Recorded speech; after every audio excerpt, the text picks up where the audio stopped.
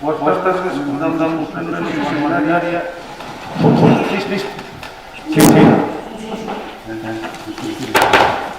Bien. Primero punto hay varias actas. Entonces, aprobamos las consultas o hay alguna cosa diseñada que comentar. Aprobamos las cuatro unidades. Sí, vale. Pasamos ao punto número 5, que é a aprobación se procede das contas xeradas do exercicio 2019. Sí. Está aquí o como de 40, son 40, non están todos aquí. Isto se logrou brevemente na sesión, perdón. Sí, que foi aprobada na Comisión Informativa que tuvo lugar o 7 de agosto, esta concha xeral, foi informe oportuno, e logo despois foi posto ao público no boletín da provincia entre o 17 de agosto e o 17 de setembro, como exixe a normativa, e non houve ninguna reclamación. ¿Alguien quiere decir? Pasamos a la votación. ¿Votos a favor? ¿Votos en contra? ¿Abstencións? Siete abstencións. Moitas gracias. Pasamos ao punto número 6. Proposta da alcaldía para aprobar o convenio de colaboración entre a Deputación de Pontevedra e os concellos da provincia cunha poboación inferior a 50.000 habitantes para dar continuidade aos servicios de retirada de vehículos ao final da súa vida útil ou fora de curso. Estamos a día de informe de Secretaría, a fiscalización favorable, non ten custo para o Concello, e unha informe técnico de medio ambiente que tamén informaba favorablemente a suscripción deste convenio coa Deputación. A proposta de un convenio cuarto que se firma aquí para tirar de vehículos a Salvador por Pasadela, 5 de 2020, rendiu un escrito de edificación ao Concello para aprobar o novo convenio das duas institucións. En Sanidad, que é a calendario de intendencia, acordou a seguirse a iniciativa da Deputación respecto a pagar máis deste servicio, realizado por o ente provincial en encomendas de xestión do referido servicio. En execución de unha adaptación por tres convenios, encomendas de xestión da propia licencia, a encomenda de xestión e a realización da súa formalización. Unha vez que o Ritmo Provincial emitiu copia do novo convenio e as técnicamente as condicións do anterior, dado que os servicios son costos para o Concello, en canto á adhesión, porque compran os trámites para que siga desenvolvendo. O acordo di que se mete a Diputación de novo, a estrutura do convenio, e formularase mediante escrito deste organismo que estaba datado no número 5 e día 5 de agosto de 2020. Aquí está o texto do convenio e creo que voy a pensar. Listo. Señora, para. Boas tardes a todos. Simplemente para manifestar o señor secretario un convenio que se realiza do Concello de Sanxenxo do ano 2010. Trátase de para os municipios de menos de 20.000 habitantes. Como ya saben, por la directiva estatal económica, tanto os vehículos levan menos tempo a vía pública o Concello para proceder a súa retirada. Mediante ese convenio, a Diputación procede a retirar 6 vehículos no ano 2019, os vehículos retirados por un 2016. Temos un convenio beneficioso porque non teñen para o Concello, pero para maiores eles fan o tratamento dese residuo, que dice que eles fan a recollida e o posteriormente, cual non se xera ningún tipo de perjuicio para o Concello. Por tanto, consideramos que beneficioso e non podemos volvernos a derivar a ese convenio. Señor Rodríguez. Sí. Entonces, sí, como beneficioso porque además creo que todos como gobernos para que tuvimos o feito de ter coches non iso ser grandes cada vez máis, pero non sei, evidentemente, de cambiar todas esas fuerzas a radio e todo e non poder moverlos, se andando que se movan e non poder retirarlos porque non había pues o mantenimiento e había que, bueno, unha organización moi larga e entonces asilachar este tipo de cosas, desde logo, foi ser moito máis beneficioso para o Concello, evidentemente. Señor Torres, perdona que te la palabra.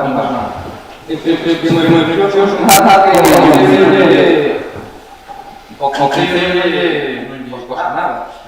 Pero sí, porque creo que os chegas do Concello ao menos non se irían tan rápido nin libros así colla reputación. Nada.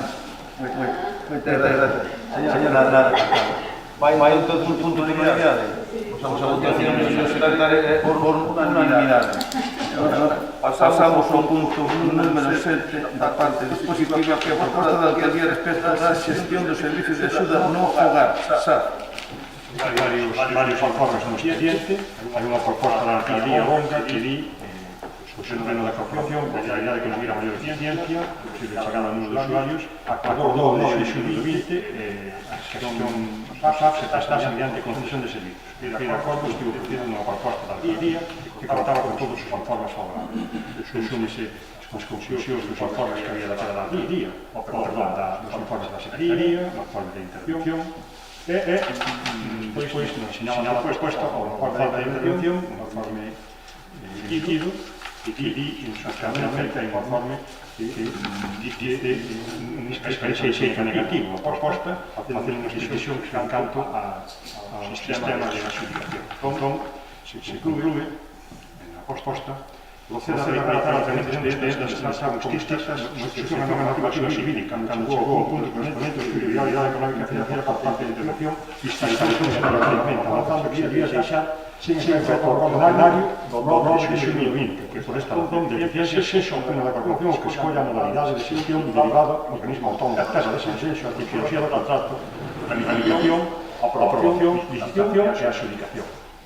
Tendo en conta que no propio informe da intervención tamén se aconsellaba expresamente extendir o número do contrato de concesión de servicios públicos e adaptar o contrato de servicios de prestación sucesiva, esta alcaldía propón en pleno a adopción do seguinte acordo. Primeiro, deixarse efecto ordenar de 9 de xunio de 2020 a determinación de que a xestión do SAF do Concello se preste mediante concesión de servicios así como relativo ao réxime xurídico. E dous, que a xestión dos servicios da axuda no hogar do Concello se preste desde termos de sensenxo, organismo que está habilitado para decir dicha xestión. En función do sinalado, no artigo 3, trata os seus estatutos, derivando o citado organismo autónomo a tipoloxía do contrato, aprobación, licitación e adxudicación. Que non podrá ser o contrato de concesión de servicios públicos. Non pode ser esta modalidade. Gracias, señor secretario. Moitas observacións. Hoxe nos manemos ao pleno para validar en casa de sensenxo a licitación e adxudicación dos servicios de axuda no hogar por un contrato de servicios de prestación sucesiva, un contrato de servicios que o modelo se adapta aos servicios da SAF con lo que contiene un maior problema e unha maior responsabilidade na calidade dos servicios prestados. Gracias, señor Rodríguez.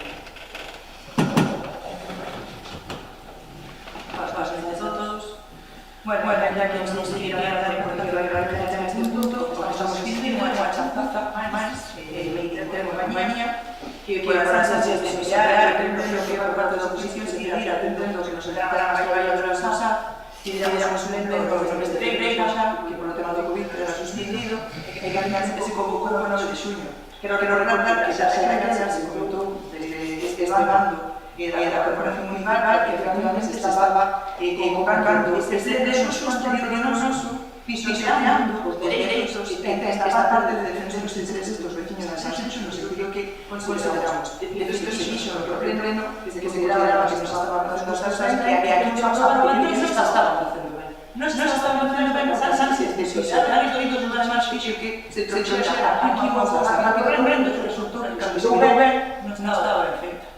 Estas son as chapuzas que temos habitualmente neste Concello. E aquí temos esa prova.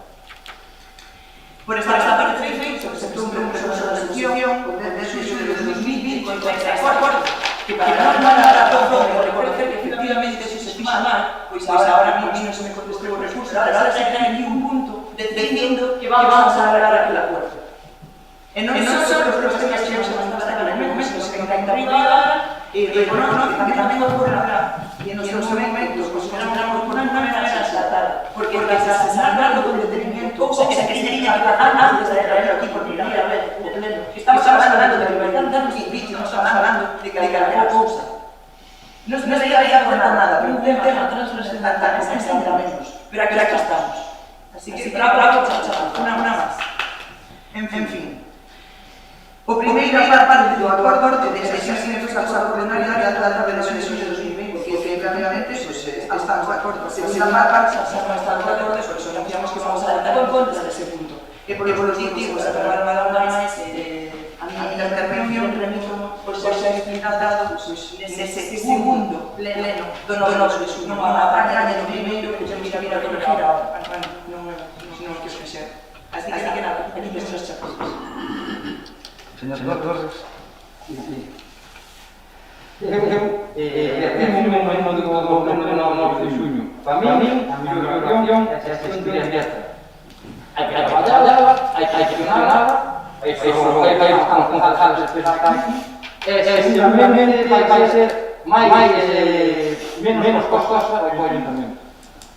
O que ha de hacer realmente é que era enviado de eu e o señor entrevistador porque o escucho aquí. Eso ningún vai seguir este remeno. Temos unha oportunidade de fazer as cousas ben, non gastar os cartos innecesariamente. Eu quero saber canto costou o informe de oportunidade que non van pagar nada. E sin informe non van pagar nada. Agora, como se teño que pagar todo o informe. Ustedes deben saber canto costou os cartos, sin gastar nada, que se están gastando, podían gastar, non horas para os tempos. É nada de dicir. Non me quero quedar atrás, eu non quero hablar de mí, que eu eras, senón é hora para o país. E na comisión vamos, eu dixo que me daría que non había o contrato, que ese, xa se contratara a todas as mulleres, todas as que non van a contratar. E dixese algo que non vai a caer as que teñen o sueldo, que teñen os postos altos. Poden ser despedidas se a empresa quere. Non poden hablar disso. Se é verdade que poden ser despedidas de maneira que se é ben que se maneira esa función que incluimos nós. Moitas gracias, señora Hernández. Sí, no nos hace nada, meramente, antes de iniciar como ya se lo he feito, pero nos dice que estamos totalmente en contra de la privatización, es decir, de esta administración, como quieran llamar a este servicio. Precisamente, como decía mi manera, esas desde o gobierno para medir a torceira, intentar deixar sin contido, que nos poníamos, que nos pusiéramos en este momento, que llegaba a ciudadanos y eso provoque que se hiciera todo as presas, mal, correcto, e que se hiciera unha realidade de contrato que non se adegua ao contrato e as necesidades dos SAF. Como ven, a carta que o señor Torres na comisión, negarse todo, que agora se ha dado todo personal ao que o señor Martín dixo que sería sacado según marcara a lei. No tema da asociación, se o Concello non bloqueou que se debe cargar a todos os personales que están municipales, xa fixo despedirnos de esa modalidade, incluso que debe haber na modalidade do contrato que teñen en ese momento, esas asociacións que quedar sí ou sí. Por lo tanto, a nosa opinión é esa que se prorrogue en no pliego de condicións, vaya que se prorrogue o personal na modalidade de contrato que teñen actualmente. O señor Rosa dice que propone agora, es decir, que esta modalidade para os años control do Concello y no estamos metiendo a la ciudadanía, como ustedes han explicado, porque se dice esta modalidade, vou destacar eu como unha patata, pues esas tres están a correr. Na lei actual de contratos, distinguen entre contratos de servicios e contratos de concesión de servicios. A diferencia é que os contratos de servicios son de prestación de servicios determinados e concretos onde a administración, con isto non podo quedar, un trezo onde a administración pon o prezo pola prestación de determinadas actuacións previamente acordadas pola administración e o contratista cobra cantidades fixas. No caso de concesión de servizos, o contratista asume un risco operacional, é dicir, ainda que os servizos son públicos, as prestacións paganas aos usuarios, polo que pode ter un risco. É como no caso da auga, do lixo ou incluso das autoestradas, onde hai un prezo público estipulado, pero o beneficio depende da maior ou menor medida de se hai un maior ou menor número de usuarios. Como vostedes pretenderon configurar un contrato de concesión de servicios para que, efectivamente, tiña que ter un acordo plenario de xestión indirecta. Iso implicaba que a empresa realizaba a xestión do servizo de axuda no fogar de forma íntegra, realizando tanto a atención aos usuarios como a xestión de prazos a pagar. Pero este servizo non ten estas características de risco de demanda, pois os usuarios ou usuarias son propostos según o listado de dependencia da Xunta ou no seu caso de libre concurrencia por parte do Concello. E non pode a empresa captar a novos usuarios pola súa conta, polo que externalizar o servizo, a contratación debe ser a través da modalidade de contratos de servizos e o Concello reserva facultades de control, o acceso de usuarios, o control dos pagamentos, etc. E únicamente se externalizan as funcións executivas de atención aos usuarios, é dicir, a contratación das persoas que van a atender o domicilio aos usuarios. Para entenderlo de outro xeito, un contrato de limpeza e recollida de lixo do Concello pode ser de concesión, porque existe un risco operacional. Pode estipularse que a retribución da empresa será directa dos cidadáns que integran o padrón e pode variar ese padrón polo que a empresa asume un risco na explotación. En cambio, o contrato, por exemplo, e non estou dando ideas que conste, de limpeza dun edificio municipal, si se externalizara, e de servizos. Nunca pode ser de concesión, como no caso do SAP, porque están definidas as unidades a executar. A limpeza que hai que facer non varía pola demanda, senón que varía según a decisión unilateral do propio Concello. Por todo isto, o SAP non debe ser de concesión, tal e como propixeron e votaron vostedes no anterior pleno a correo. O que se discute neste informe é cal será o régimen xurídico económico do contrato. Se hai unha total externalización do Concello, sería de concesión de servicios, onde tamén xestiona a empresa, ademais das traballadoras do SAP, o acceso a usuarios, o régimen de pegamento, o cobro, o seguimento de usuarios, etc. E con isto pode ter unha maior oportunidade de negocio ou externalización das funcións executivas ou operativas concretas, únicamente a xestión do persoal, como decía antes. Pero a asistencia social do Concello é que fai o control de acceso ao servizo, o seguimento aos usuarios, o cobro realízase polo Concello e págase polos servizos pactados á empresa. No SAP, dada a súa casuística, só cabe a modalidade de contrato de servizos determinar as horas que se precisan de traballos de asistencia no fogar en función dos usuarios e do número de traballadores que se necesitan para atendelos e pagar por iso. A concesión total do servizo non é posible porque non se pode trasladar un risco concesionario, caso como o transporte público, por exemplo, por poñer outro exemplo, onde se contratan as xestións das liñas, pero a empresa asume o risco de ter máis ou menos negocio en función dos usuarios que capte. Porque os usuarios, neste caso, no SAP, sempre serán determinados pola Xunta, como decía, na modalidade de dependencia ou polo Concello cando son de libre concurrencia, nunca por unha empresa. Non hai un acceso libre, senón que teñen que ter unhas condicións e unha aprobación previa da Administración. E por outra banda tamén está o problema competencial, porque a competencia estaba prevista na Lei de Reforma Local do PP, no ano 2013, que se pasara ás comunidades autónomas e transitoriamente seguirán nos concellos, pero esa transitoriedade está a ser prolongada, pero se é unha competencia que pode ser trasladada á Xunta, porque tamén hai dúbidas que sexa un servizo local, polo tanto de concesión íntegra, senón simplemente dos aspectos executivos en tanto o Concello debe asumilo en función da transitoriedade da competencia. E isto é o que vostede, señora Arosa, teria que ter explicado antes de comezar o punto. Señora Fernández. Boas tardes.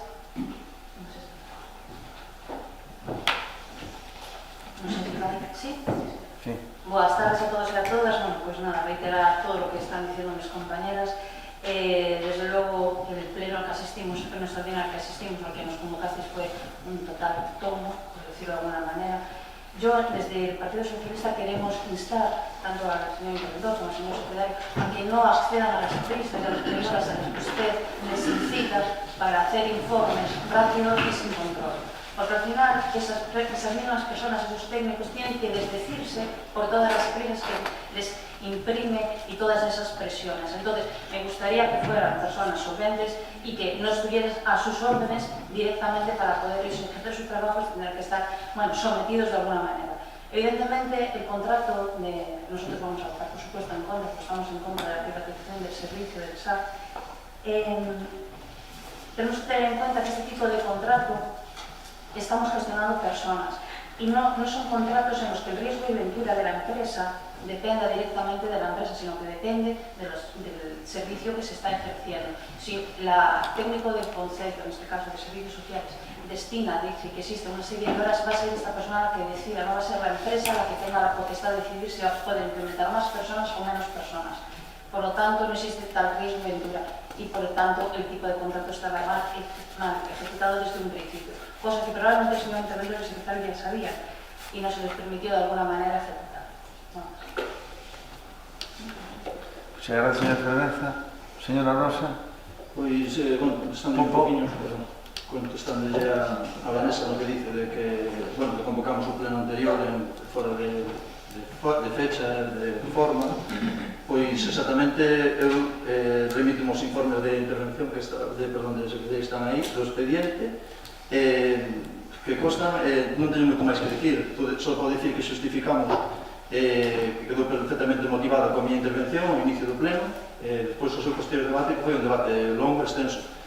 Creo que convocamos o pleno día 4 de xuño e ao voso, 2 horas despois do voso, do que pediste do voso polo SAR, e non creo que fora convocado fora de hora. Entonces, sobre eso, pois, é a contestación.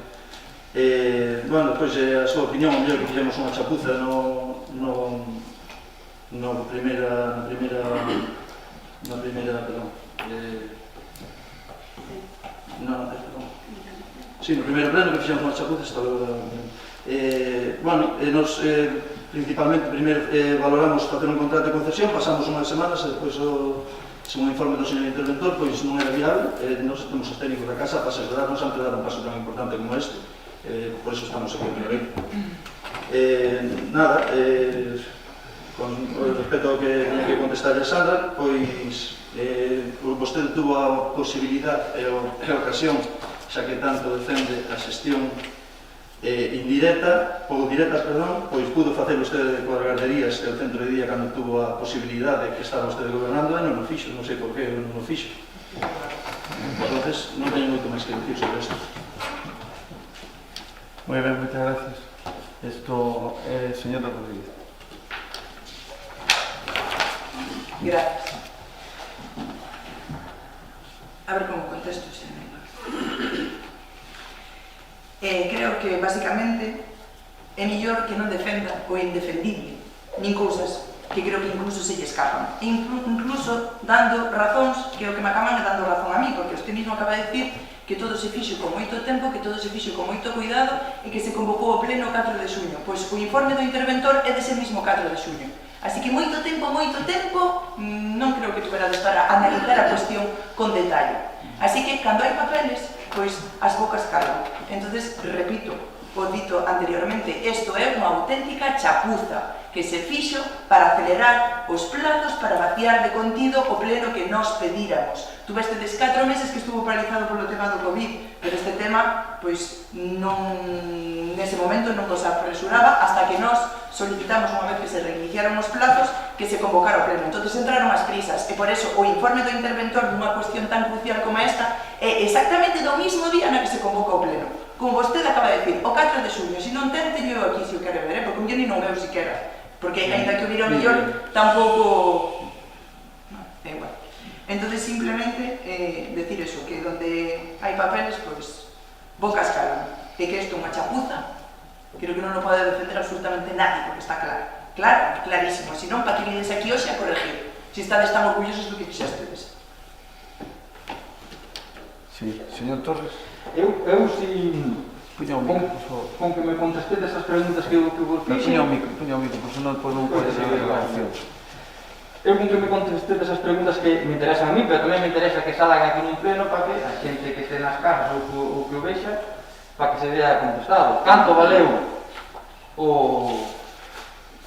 canto costou o informe de viabilidade e se realmente dispoñer nos pliegos de condicións que se contraten as súas traballadoras e eso de que se as poden despedir se non cumplen ou como sei, que non me quedou ben claro na expresión. Moitas gracias. Señora Fernández. Señora Arosa, a veces, non sei se por nerviosismo ou por tal, acabas mentindo, máis que fala, unha, como acaba de poñer en evidencia, que iba a decir eu, acaba de poñer en evidencia a Vanessa, pero vostede mismo dice que nos entregamos o 4 de xullo, que fixeron o pleno no mismo momento que nos, non se estaba aplazado. Canto tempo estuvo aplazado? Desde febreiro, 4 meses. Ustedes non lo fixeron en febreiro, pero que me está contando? Que ademais o informe é moitísimo posterior, o sea, queda en evidencia mentindo ata cando lle pillan as patacas, é que é increíble. A veces, digo eu, a veces é mellor recoñecer os temas que non a fixir a cara de antes e seguir mentindo máis e máis, que a bola se vai facendo máis grande. E voulle decir por que non se fixeron municipal tanto o centro de día como as escolas infantís.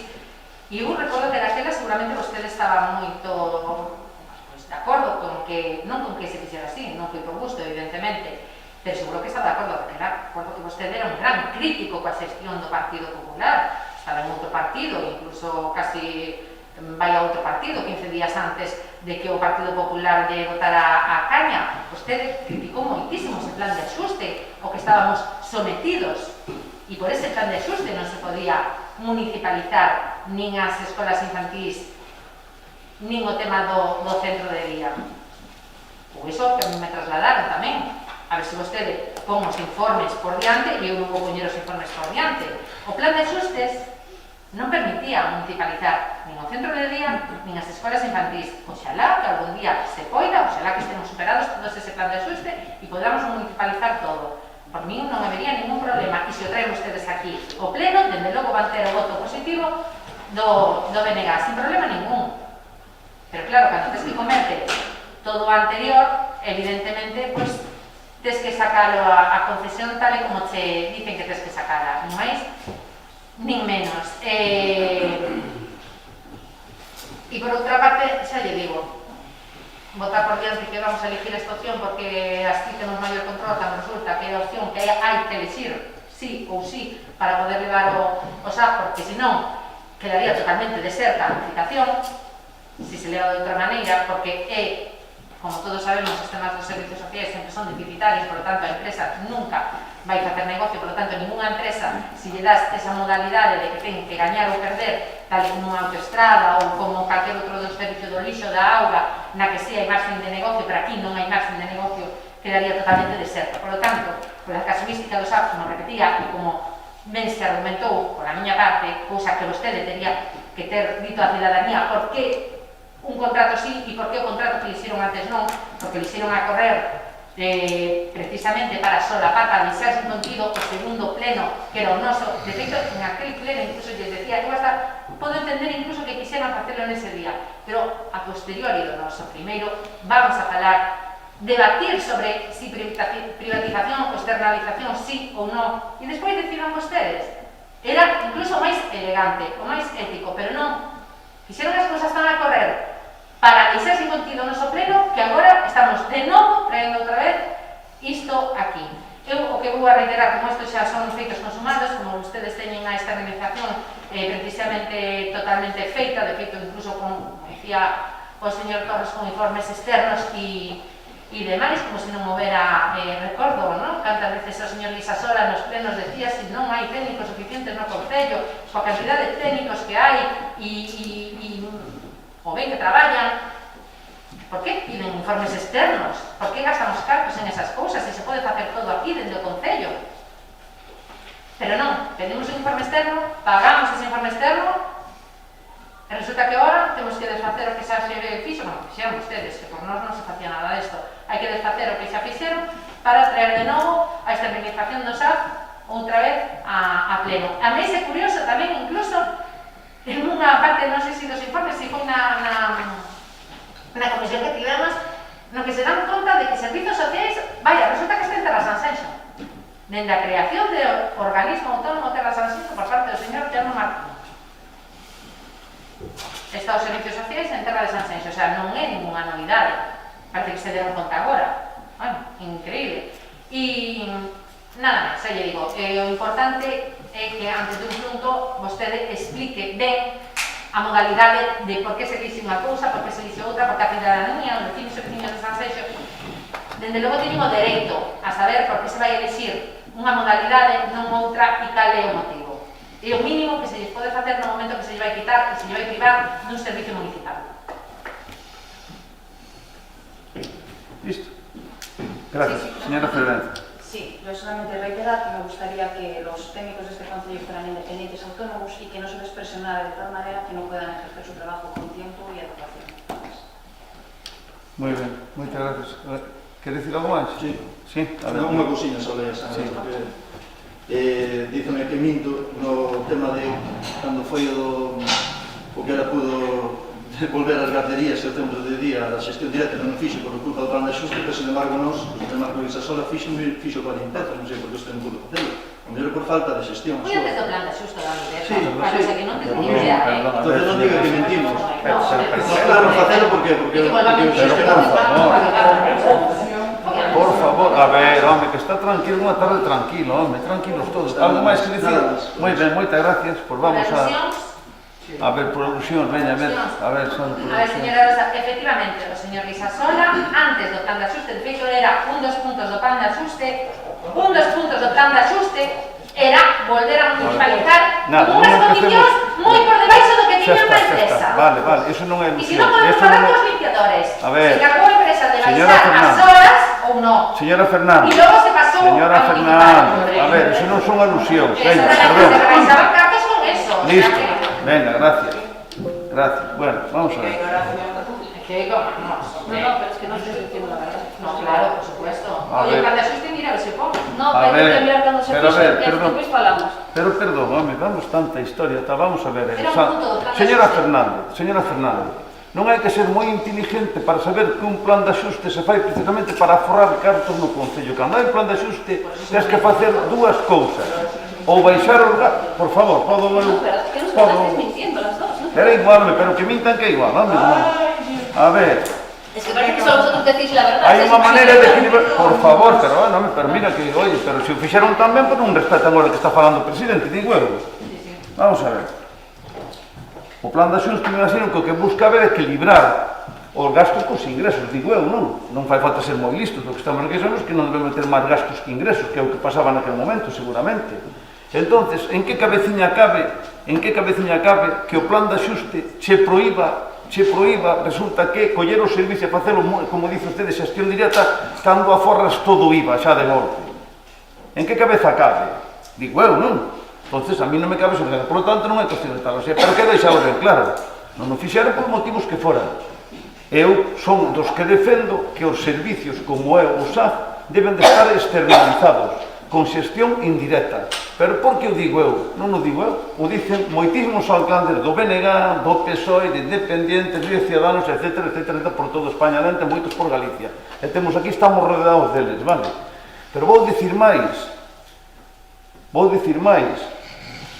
O 1 de xuño do ano 17, cando entro de alcalde, unha das primeiras reunións que mantuven, que non sei en que mes foi coas traballadoras do SAF, acompañada por Marco Isasola, que era o concelleiro de personal, e por Silvia Freire, que era a concejala de Servicios Sociales. E as traballadoras me pediron a min, no multiusos, todas as 23, creo que eran, a Marco me pode corregir, me pediron a min encarecidamente, por favor, que sacara a licitación con xestión indirecta aos fins de semana e de lunes a viernes que traballaban elas. Eu dixen, non, eso non pode ser, ou todo ou nada, non pode ser das dos cosas, porque é un Cristo que é o que estamos tendo ahora mismo, pero non vou explicar eu aquí. E resulta de que subimos o salario ás traballadoras, non sei se 170 ou 150 euros ao mes, 130 euros ao mes, e eu creo, de acordo con elas, empezaron os que empezaron, por qué? Porque neste país, eu creo que afortunadamente os sindicatos fan falta, pero a veces os sindicatos aproveitanse dos traballadores e levarnos a un callejón sin salida ás traballadoras. Eu estaba encantada co servicio directo, pero nestes momentos o servicio xa estáse facendo con gestión directa nunha gran parte. Saben por qué? Porque as horas que temos que cubrir que nos dá a Xunta non somos capaces de cubrirlas porque non hai traballadoras para atenderlos directamente e temos que recurrir a unha empresa que aparte xa queren marchar, que casi non nos quer atender, e temos a Carolina Ferro, a cal quero que conste en acta o agradecimento do que está sufrindo facendo para manter as horas que nos marca a Xunta, que é moi difícil nestes momentos. É a única vía que hai, e usted, señora Fernández, sabe perfectamente, é a través dunha empresa unha xestión indirecta. E por que a través da empresa, aunque che coste máis polo tema do IVA?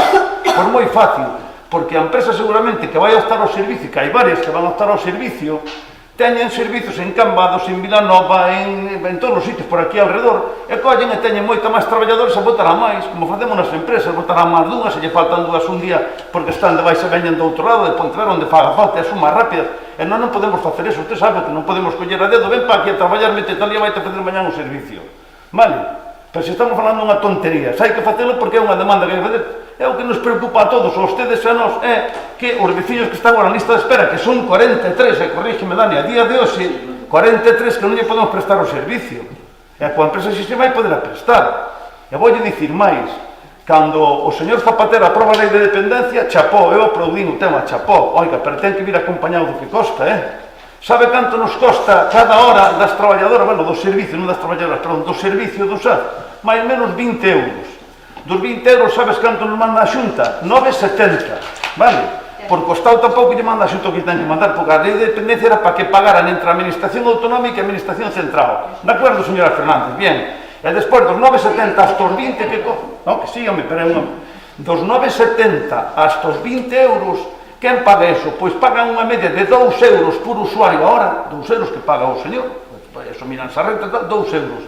Por lo tanto, son 11,70. Vale, por de 11,70 a 20 euros van máis ou menos 8,30. Eso é que temos que poñer o Concello. E nós que vamos a facer? Nos vamos a poñer seguramente no presuposto aproximadamente uns 300.000, 400.000 euros para cubrir esas horas que fan falta, que son aproximadamente unhas 40.000 horas, creo recordar que eran así máis ou menos, que nos fa falta para cubrir co que temos ahora mismo. E se resulta que no mes de marzo ou no mes de abril entran outra vez 40 ou 50 personas máis ao servicio, pois habrá que modificar o presuposto, e o que faga falta para atender a xente, porque estamos nun momento crítico, ustedes saben.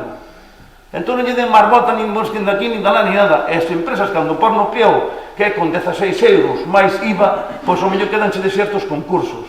E por eso nós calculamos máis ou menos que seamos 20 euros. E houve que pagar 3.000 euros, quero recordar, para facer un estudio externo. E vou dicir ao señor Torres por qué. O estudio externo é porque na casa non se podía facer, porque non hai unha persona que o poida facer. Porque solamente hai 3 titulados, digamos, que son o señor secretario, o señor tesorero e o señor interventor. E os demais non son técnicos para estes temas, para estes menesteres, hai no que cargar por fora. Se usted en conta que lle faga máis barato, ainda así o fixeron de favor ao mellor, sabe? Se non mira usted canto cobra unha empresa para facer un estudio dese calibre. Vale, e había que telo porque era obligatorio telo, tamén nos vale para todo isto, de acordo? É onde se definen o tema dos costos de PD, etcétera, etcétera. Vale? E se queren contolle máis cosas do que costa, contolle o que costa a guardería e o que costan todos os servicios. De acordo? É o que nos está levando moito tempo aquí. Por que? Porque na casa hai moito personal, pero mellor falta personal cualificado para certas facetas, que non temos, de acordo? E se queren explico máis cousas, que hai que dicir aos veciños é que cada euro que pagan de impuestos Sanxo, cada euro que recibo con Concello Sanxo, en que os invirte. E cando queran fagan esas preguntas que yo expliqueu facilmente. Sabe, a cantas, claro, porque hai que conocer un concejal, sí, señora Caneda, si un concejal ten que conocer perfectamente cales son os servicios que ten que prestar propios o Concello e os que son impropios e os que son delegados. Entende? Os que nos manda facer a Xunta, que non son os repa, que nos mandan os cartos.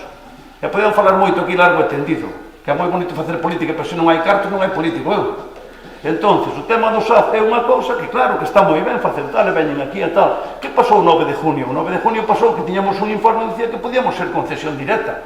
Ese mesmo informe despois nos dixo que non podía ser en concesión de servicios.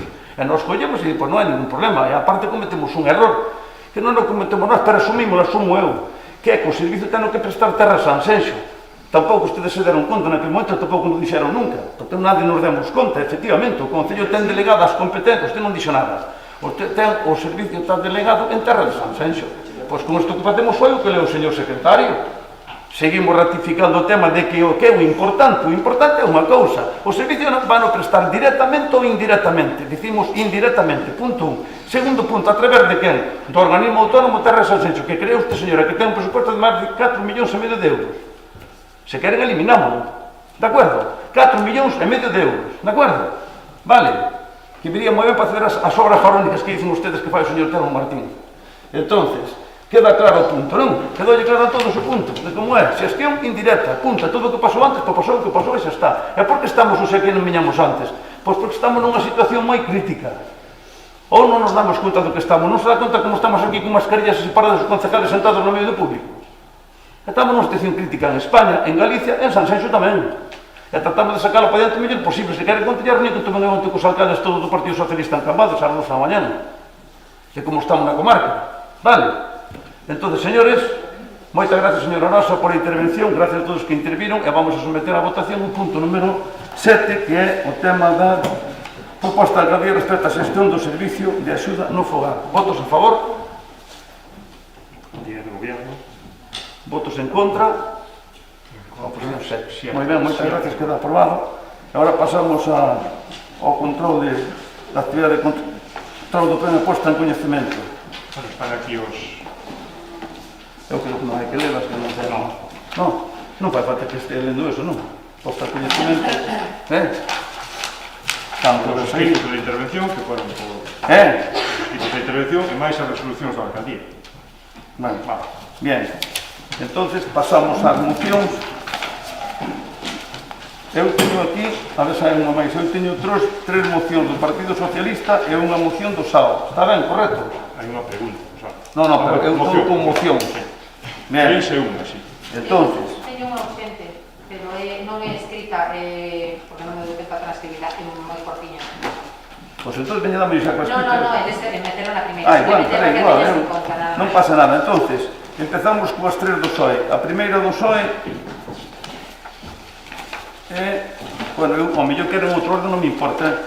Eu teño aquí referente ao coñecemento. Cada pleno cambiamos el orden, a mí non me importa, non pasa nada. Pero como el orden? Vamos a ver, señora Fervenza. Ahora tocan mocións. Y las mociones tiene 3 el Partido Socialista y 1 el SAL.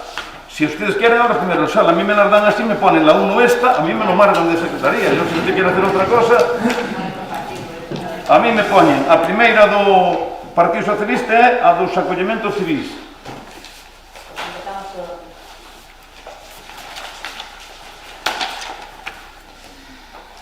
O acollemento civil é unha ceremonia laica que simboliza o ingreso do rapaz ou rapaza na sociedade. No mesmo xeito que en todos os concellos se celebran por parte do alcalde ou concelleiros un acto a demanda das propias persoas interesadas no que se celebra a boda civil de 2 persoas amosando un compromiso de unión para os seus familiares e amigos, o cal dá lugar a unha celebración, o acollemento civil quere ser a mesma figura, un acto no que se dá a benvida a unha persoa á nosa comunidade. En ningún dos dous casos a celebración en sí mesma, é dicir, o acto tanto da boda civil como do acollemento civil son necesarias legalmente, pero sí son unha mostra nun xeito de sentir e de ser propios da nosa sociedade. E son necesarias na medida que os propios veciños e veciñas cada vez fan máis demanda da mesma, ou afastarnos de outro tipo de celebracións. Na actualidade non existe regulación estatal para o acollemento civil, polo que recae nos propios concellos a súa vontade de celebrarlo. O primeiro municipio que regulou a nivel estatal o acollemento civil foi no ano 2004 en Igualada, Barcelona. En na actualidade existen moitísimos municipios en Galicia que o teñen como servicio para os seus veciños e veciñas, por lo que solicitamos o pleno do Concello de Sanxenxo que adote o seguinte acordo: regular unha ordenanza na que permita aos veciños e veciñas solicitar ao Concello un acto denominado, pode ser acollemento civil, bautismo civil, como se considere máis apropiado. O bautismo non é a figura adecuada. Acollemento civil Moi ben. no que se presenta por dir e lle dé a solemnidade a este acto incluindo o nome do acollido ou a acollida no registro realizado para ello. Vale. Defende a urxencia, hai que votar a urxencia. Eu por unha urgente que non. Eu vou votar para a urgente. Vale, por veña, xa. Sí, veña. Urxencia por unanimidade. Sí.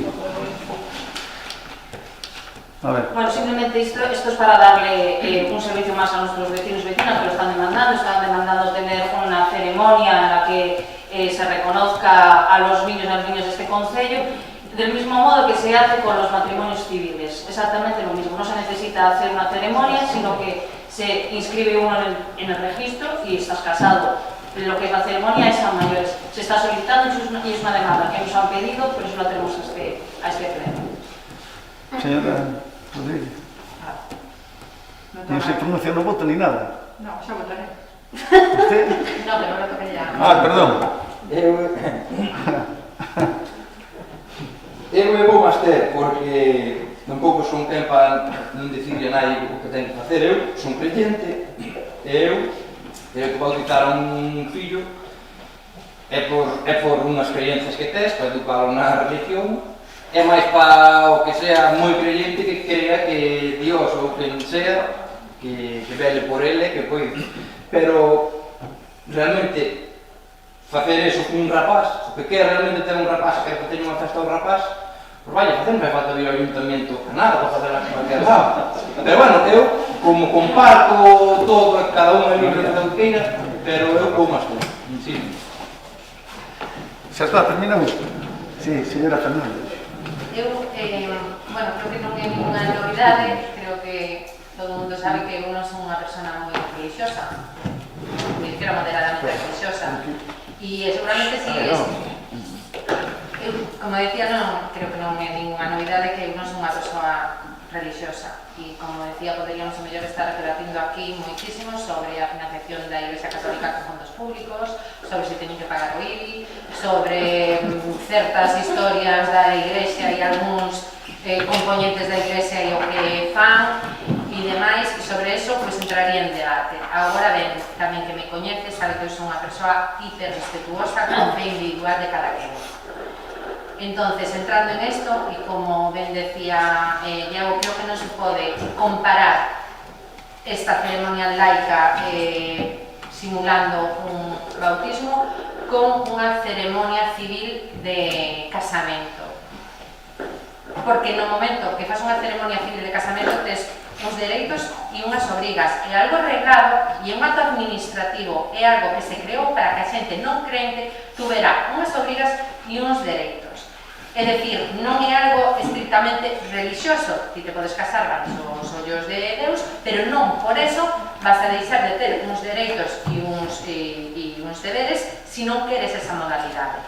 Incluso, non sei agora, porque non estou moi posta nesto, pero incluso o feito de ser parece de feito, había uns anos que ni siquiera tenían todas as dereitos en caso de viudedade, polo tanto, onde non nos ten, ves, sigo tal, pero, polo tanto, entendo que esa figura administrativa de un casamento civil é algo máis que non unha festa, ou a festa cada un, como ben dicía, ya cada un que paga que queira. Isto non fai falta esta cousa para inscribir un rapaz, ou rapaza. Eso fano no hospital cando naces. Inscriben ese rapaz e o rapaz está inscrito. Entón, se queres facer esto, como se queres facer un baby shower destes temas americanos, como se queres tal, cada un que faga o que queira. Un bautismo para quen cree, non só é o feito de que Dios nos cuide e lo guarde, para eso están os ángeles de la guarda, porque eu non son religiosa, pero entendo un pouco do tema.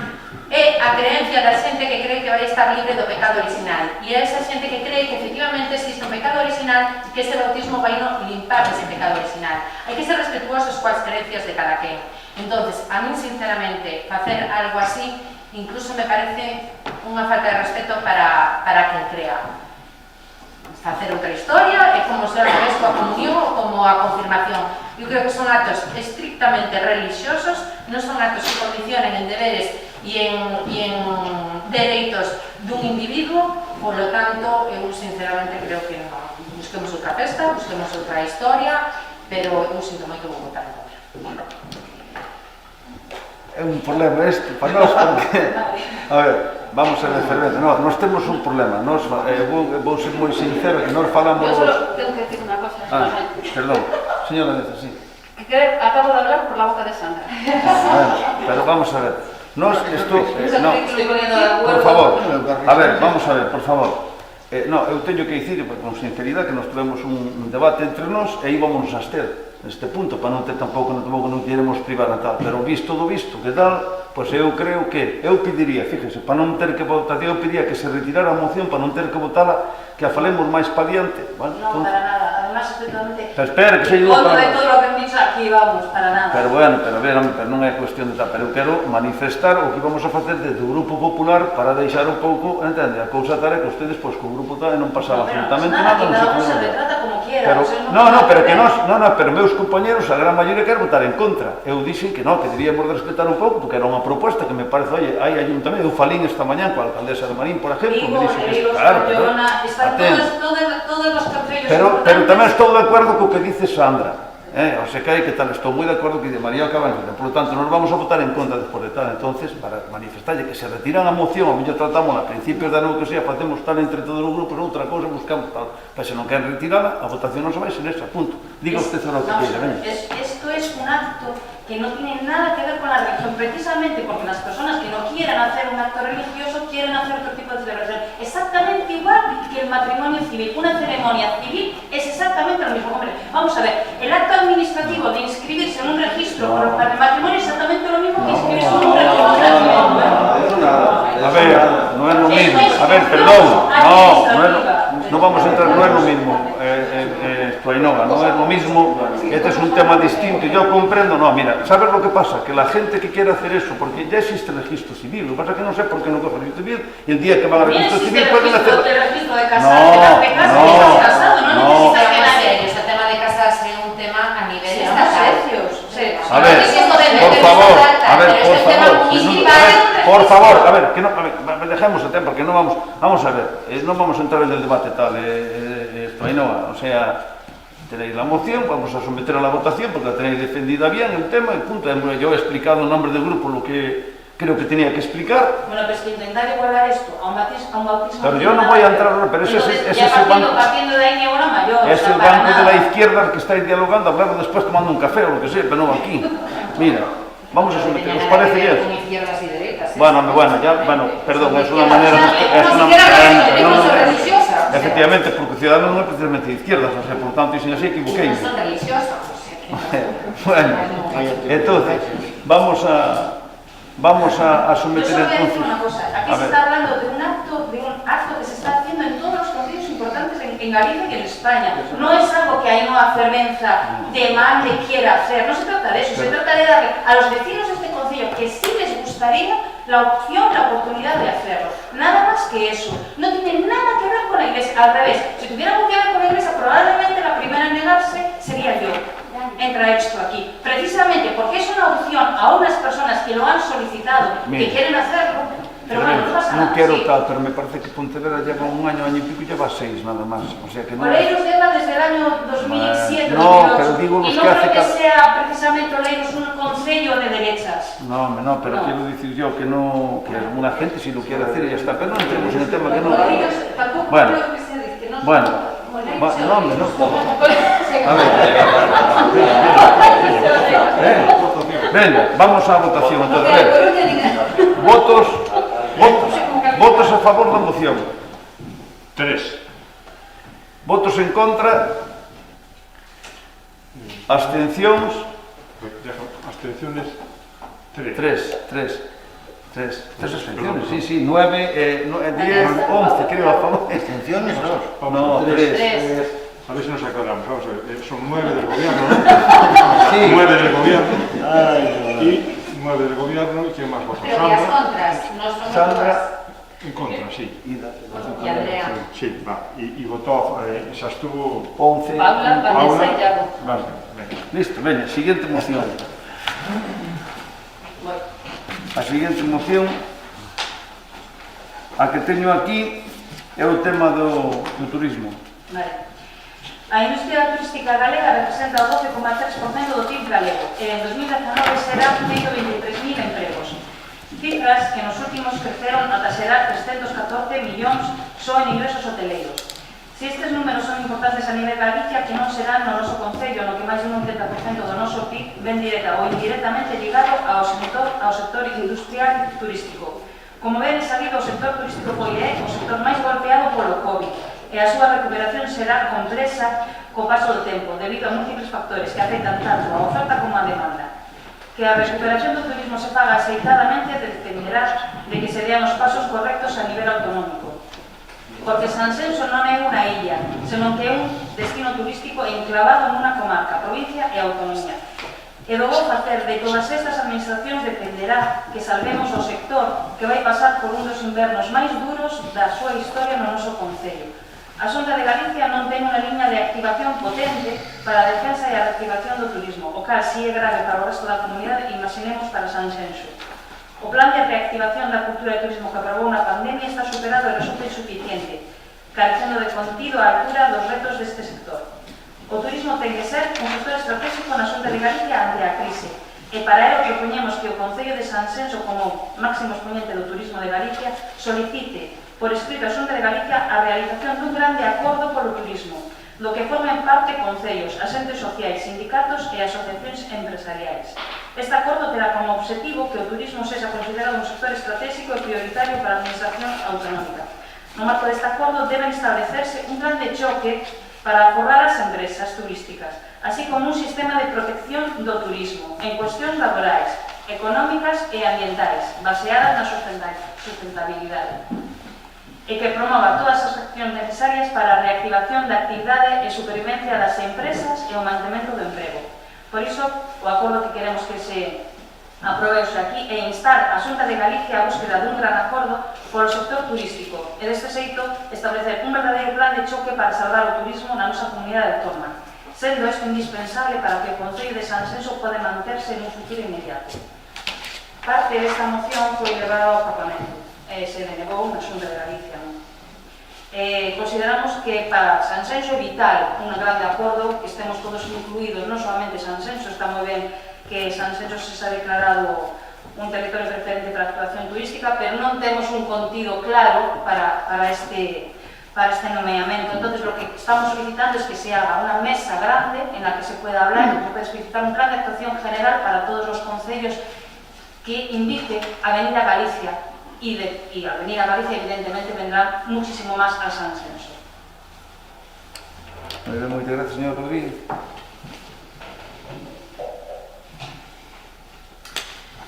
Eu simplemente decir que entendo as intencións da compañeira do PSOE presentando esta moción, evidentemente apoiar o turismo, non podemos non estar de acordo, claro que queremos apoiar o turismo, pero que sí creo é que o que temos que traer non son mocións que non sean declaracións de intencións, sino que teña algunha proposta de algún tipo.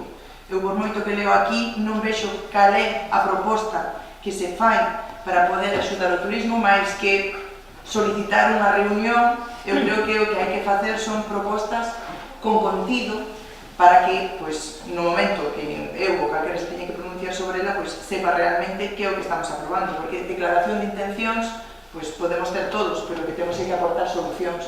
Eu entendo que unha moción deste tipo, incluso me adianto tamén a outra que falta por presentar, son mocións que son simples declaracións de intencións, porque evidentemente non podemos non estar de acordo. Claro que queremos axudar o turismo, e claro que no tema que ven despois estamos a favor de que non haya maltrato nin ningún tipo de maltrato sexual ás mulleres, moitísimo menos, pero creemos que facer declaracións de intencións non é o papel que temos que meternos aquí, sino aportar ou intentar aportar solucións.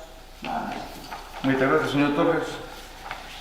Nós, algo similar, nós somos un grupo municipal e nós, claro que estamos de acordo en que se pida para o turismo todo Galicia, pero realmente nos interesa que o noso ayuntamiento traballe para ter turismo nos aquí. E cada ayuntamiento terá que traballar como coida para nos seus concellos levar o turismo. Esta é unha moción que sí, está moi ben, todo o que sea solicitar é só pedir, se o consigues, moi ben, se non consigues, intentaste. Pero nós vamos ter, porque se fora algo que pedimos á Xunta, vamos a instar para o turismo de Sanxenxo, nós como grupo municipal, para o turismo de Sanxenxo, para que no inverno haya outras cousas, tal, sí, pero como non pide nada en concreto e pide para todo Galicia, a mí realmente daríame igual que un concello da Coruña estuera a tope de turismo, se aquí non ve nadie, pero se fora para Sanxenxo, non votaríamos a favor. Moitas gracias, señor Torres. Señora Fernández. Sí, evidentemente a nos daría igual que o turismo non vaya, que veña todo bastante sancionado por outros lados, hai que mirar por o turismo de toda a comunidade autónoma, eso está é o normal, sobre todo se nos queremos dedicar a políticos, se nos dedicamos neste caso a política. A miña intervención vai un pouco no sentido de Vanessa. A mí teríame gustado, porque acaba de dicir que é un trozo dunha moción que se levou ao Parlamento, teríame gustado ver o resto da moción, a ver se efectivamente trae algunha proposta concreta ou algunha iniciativa. Pero claro, son mocións destas que son un pouco, chamame mocións Miss Universo, non? Quero a paz mundial. Claro, eu tamén.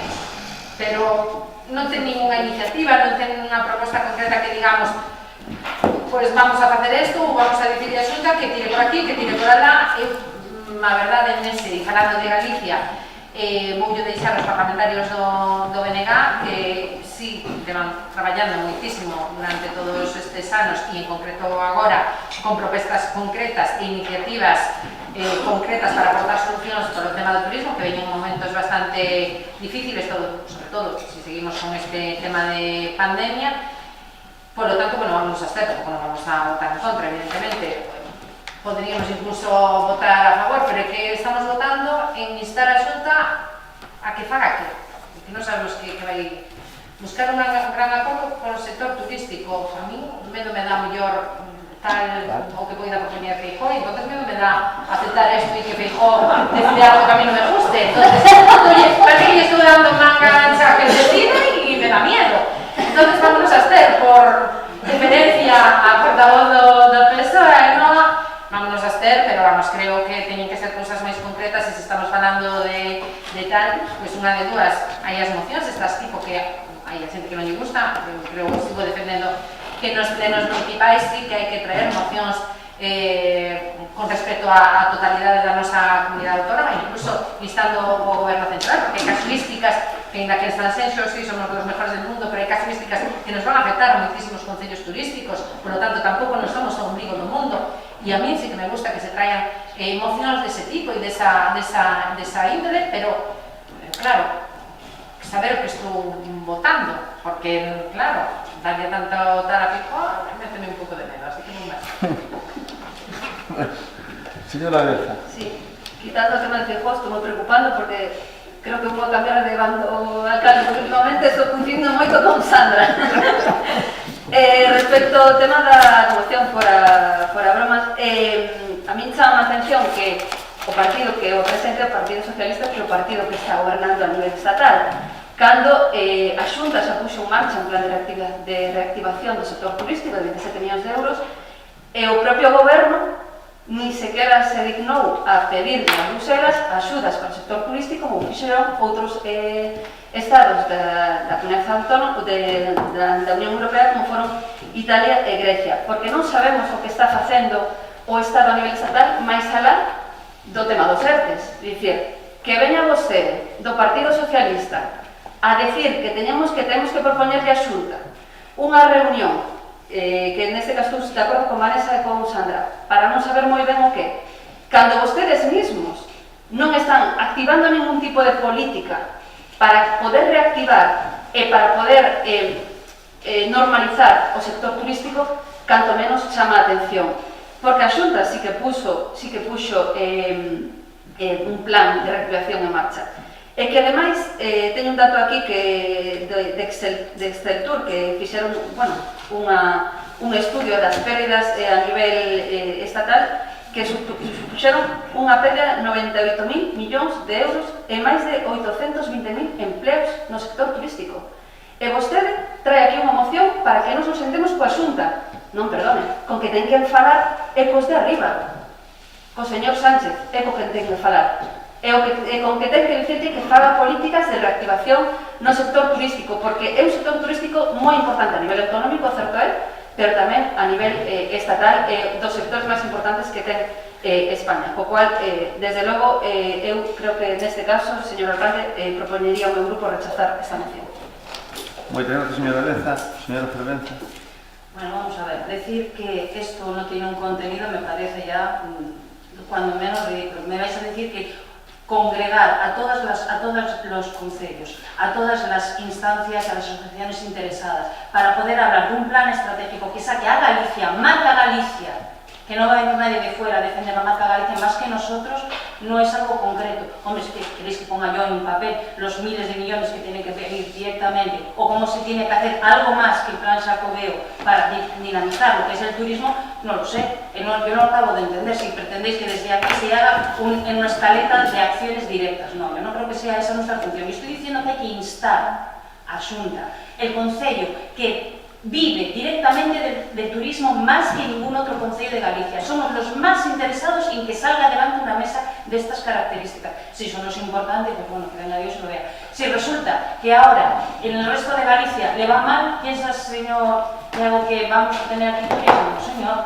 esto tiene que ser de todos. Tiene que sobrevivir la comunidad de Salnés, tiene que sobrevivir Pontevedra, tiene que sobrevivir Galicia como marca. Por lo tanto, la marca Sanxenxo dentro de Galicia tiene que ser la que más pondere y la que más pese. Por eso puede llevar, y tiene mucha lógica, que nosotros instemos a Xunta para que se haga una mesa de estas características. Y no es que intentar pretender que no somos aquí un actor importante dentro de este espectro de turismo, porque tenemos una consejería de turismo, o no la tenemos. No tenemos acciones directas de turismo dentro de Xunta. ¿Quién va a ser la persona encargada en dinamizar todo lo que es la comunidad? Solamente lo podemos hacer desde aquí, porque a ellos ahora mismo no les va a interesar Sanxenxo. Nosotros somos los que tenemos que defender estos intereses. A ver, ¿alguien más quiere intervenir? Sí, yo es que solo una cosa. A ver, espera, nada más. Fernando, nada más tampoco, me imagino que no. Perdón, es que, claro, que esto de estar separados y tal es un problema, pero,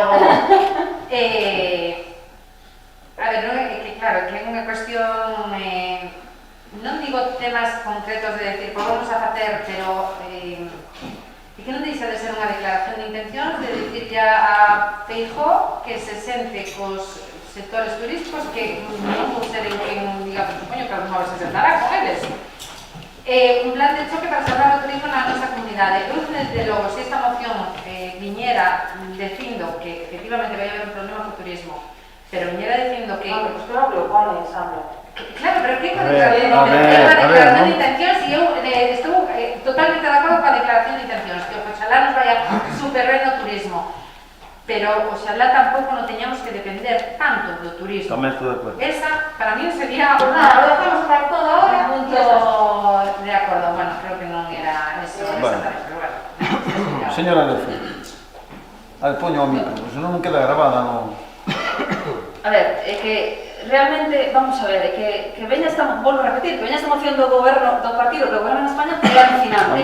O 14% do PIB de España é o turismo. A señora ministra ni siquiera formou parte do gabinete de crisis, es decir, a nivel estatal importa un comino o turismo. E gracias a que a nivel autonómico e a nivel municipal dos municipios fixose un importante esforzo para que o turismo proseguise. E gracias aos que nos dedicamos ao turismo, os empresarios que nos dedicamos ao turismo. E que mantemos as marcas, e que mantemos a marca Sanxenxo, e que mantemos a marca Galicia, dentro de España e fora de España. Pero que me veña a dicir eso, vostede que goberna e que importa un comino que haya unha batida de axudas de Bruselas e que ni siquiera se molesten en solicitalas, é que é alucinante, porque todos os países do Mediterráneo han solicitado as axudas menos España. Entonces, non me veña a dicir vostede que tiramos todo pola borda. Non, vostedes, o seu partido, tira todo pola borda, non o resto. Vale. Listo, vamos á votación. Pero, señora Fernández, mire, con todo o respeto e con todo o cariño que está usted, parece mentira, mire. Digo, Ya estamos en plan paternalistas. No, pero vou explicar a baile sen... Vamos a ver, usted non ve que leva 15 días o novo goberno da Xunta e hai un conselleiro que leva turismo que se chama Alfonso Reda Valenzuela, que está facendo de unha mental, entón usted é felicitalo, que faga tal, e que teña en conta Sanxenxo máis que o que tuveramos anteriores, xa está. Que, por certo, anterior por todos moi ben con Sanxenxo, pero xa está, punto. Comprende o que hai que facer. Entonces, non se preocupe que Sanxenxo, como dixe a señora Deza, pois vai ter que seguir facendo o que teña que facer. Estou de acordo con a señora Fernández que non debía ser todo o turismo, estou completamente de acordo. Estamos intentando que o parque empresarial, pero estamos nun momento moi complicado, complicadísimo. Vale? E o que se está debatindo son outras cousas en Madrid. Vale? Entonces, iso é o que ten que facer os seus compañeros de Madrid, dicille que os proxectos que están parados de costas todos da... Claro, a costiña toda. O único ministerio que nos pode axudar a nós aquí en Sanxenxo é o Ministerio de Medio Ambiente, menos Transición Ecológica agora, non? É o único que nos pode axudar. Non hai que regenerar a Carabuxeira. Estamos pendientes do informe. Faz gestións para tal, para poder... Temos os cargos, verdad, María Deza? Temos todo, pero para as gestións. Dedíquese aos temas onde temos. Temos que os concelleiros que estamos aquí, onde teñamos, aí vamos. Mire que lista é a señora Fernández. Non se dan conta que no Parlamento Galego pasaron a ser o número 3? Está o bloque do número 2? Claro, teñen que enviarse esas cousas. Vamos a votar. Vamos a someter a votación entonces a moción esta do... Bueno, da... debatila, si quer. Non votaxe desde... Ah, non votamos debatida? Urgencia, non. Oye, pues señor secretario, perdón usted, pero bueno, a estas alturas ahora... Sí, pero estaba suficientemente, pues están presentadas en tempo real, por lo tanto, la sí, hai que urxencia por votar unanimidade. por unanimidade. Creo Urxencia que por vai, o que é unanimidade. urxencia, e o debate creo que está todo xa máis que debatido, agora vamos a someter a moción. Entón, votos a favor da proposta do Partido Socialista, 3, votos en contra, 10, abstencións, 4. No, sí, 4. Sí, 4, 3, 7, 10, 17. Sí.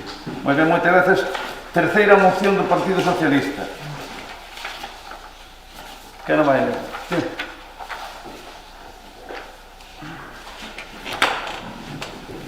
O pasado 23 de setembro conmemorouse o Día Internacional contra a Explotación Sexual e a Trata de Mulleres, nenas e nenos. Esta práctica extendida por todo o mundo é unha manifestación extrema da desigualdade das mulleres e da súa pobreza nas nosas sociedades. A trata de mulleres e de nenas con fins de explotación sexual é un dos máis terribles negocios no mundo, senón o maior. Segundo datos de Nacións Unidas e da Unión Europea, as mulleres e as nenas representan o 71% das vítimas de trata detectadas en todo o mundo e o 80% identificadas en Europa Occidental. O 95% delas acaban explotadas para a prostitución. A explotación sexual é a forma máis común de explotación, seguida do traballo forzado. As mulleres, ademais, atópanse entre as máis afectadas pola pandemia. Compartimos o chamamento de Nacións Unidas para que a resposta a COVID e a recuperación posterior a nivel mundial asignen un lugar prioritario e dignidade e os dereitos humanos. Debemos redobrar os esforzos para proteger as víctimas de trata e evitar que as persoas vulnerables sexan explotadas. Dende o Concello de Sanxenxo asumimos que desde os nosos ámbitos competenciais debemos seguir traballando para dotar de recursos e garantías ás mulleres, nenas e nenos, vítimas da explotación sexual. Así mesmo queremos recoñecer o traballo de organizacións e colectivos que siguen prestando servicios vitais durante a crise, localizando as vítimas e axudándoas a ter acceso á xustiza, á saúde e á asistencia e protección sociais, e evitando que se produzan máis actos de abuso e explotación. A igualdade entre mulleres e homes continuará sendo inalcanzable mentras se compren, vendan e exploten a mulleres, nenas e nenos, prostituíndonos. Os estudos e as experiencias noutros países indícanos que ali onde se regularizou a prostitución aumentou a trata. Por tanto, entendemos que para combater a trata de mulleres, nenas e nenos con fins de explotación sexual de maneira efectiva hai que acabar coa prostitución. Hai que abolila e erradicar a trata de seres humanos con fins de explotación sexual, defender a dignidade das mulleres e terminar coas redes e as mafias que se lucran explotando as mulleres, nenas e nenos. Debemos proteger e asistir as vítimas, cooperar cos países de orixe e concienciar a cidadanía de que é unha forma de escravitude. A prostitución e a trata con fins de explotación sexual son un dos rostros máis cruéis da feminización da pobreza, así como unha das peores formas de violencia contra as mulleres cuxo sufrimento se agravou debido á pandemia. Por iso, dende o Grupo Socialista do Concello de Sanxenxo solicitamos aos demais grupos municipais o apoio aos seguintes acordos. Instar o Goberno Municipal a que impulse e reforce o marco normativo municipal para loitar contra a prostitución e a trata con fins de explotación sexual, co objetivo de reforzar os servicios municipais para dar cobertura integral ás vítimas de trata de mulleres en situacións de prostitución, establecer as medidas necesarias de prevención e sensibilización para desincentivar o consumo de prostitución, especialmente dirixidas a homes e de maneira específica a homes novos. Adoptar as medidas para evitar a publicidade de servicios de prostitución. Instar o Goberno Autonómico dentro do seu marco competencial a impulsar as medidas necesarias para o desenvolvemento dunha estrutura de apoio multidisciplinar para as víctimas. Xerar conciencia social contraria á compra e consumo de prostitución e á imaxe vexatoria das mulleres e a perseguir a delincuencia organizada dedicada a esta actividade ilícita. Exercer a colaboración coas organizacións e colectivos que prestan servicios de asistencia ás víctimas e dar traslado deste acordo plenario ao presidente da Xunta de Galicia. Bueno, parece que es un tema que no genera alarma social en Sanxenxo, que está ahí latente, que lo vemos, convivimos con ello, sabemos todos que existe y sin embargo sigue existiendo. Las medidas que se toman desde este Concello pues, para paralizar o desmotivar este tipo de actuaciones ilícitas, ilegales, son prácticamente nulas.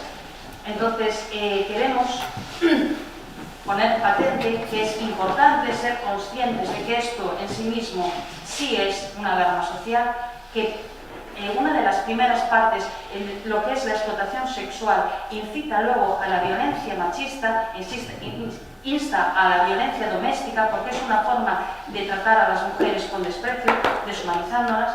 Por lo tanto, creemos que sí debemos de tomar, creemos que deberíamos de aprobar este acuerdo para poder dotar y ser más inquisitivos en el tema de la explotación sexual.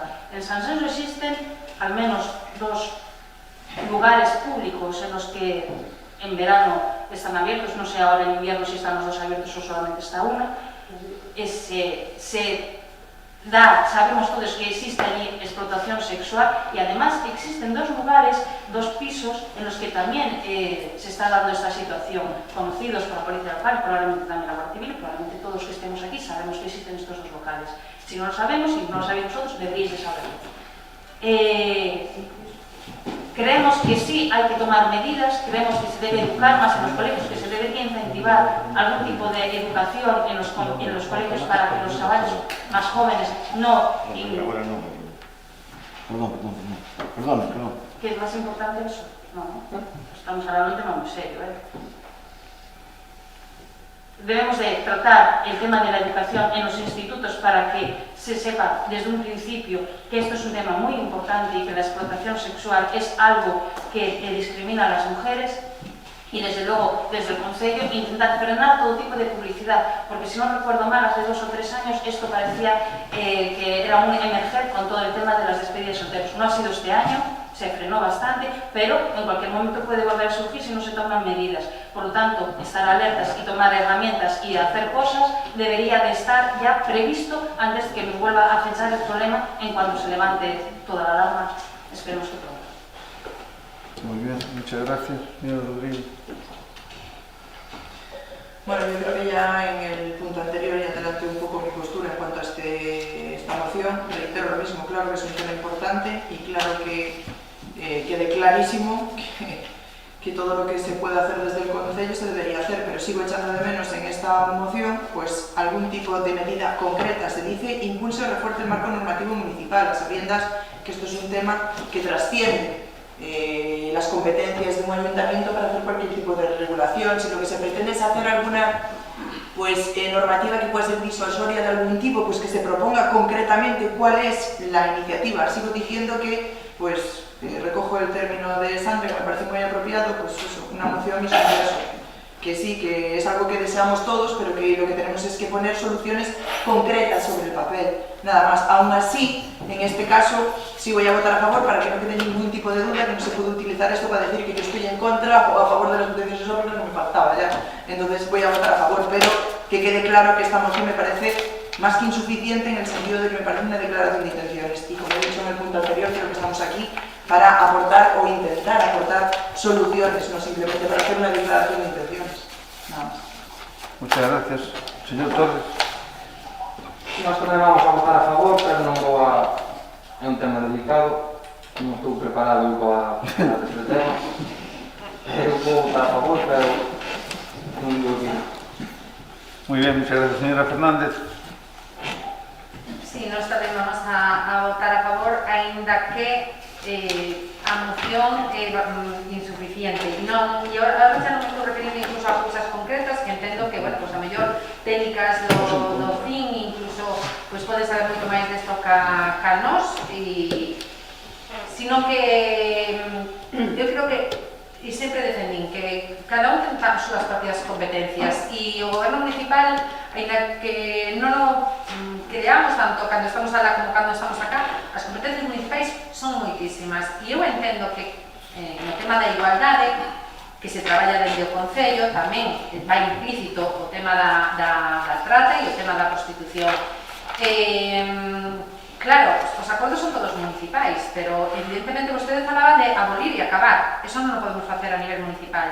Por lo tanto, eu voto de menos tamén aquí instar, que a veces se pode facer nas mocións, incluso cando son de un propio, instar ao goberno do Estado español que empece a abolir e acabar coa prostitución. E así se nos acabaría, por lo menos, un problema moi importante para os concellos, para as comunidades autónomas e para todas as persoas. Entonces, o primeiro acordo sería traballar nese sentido.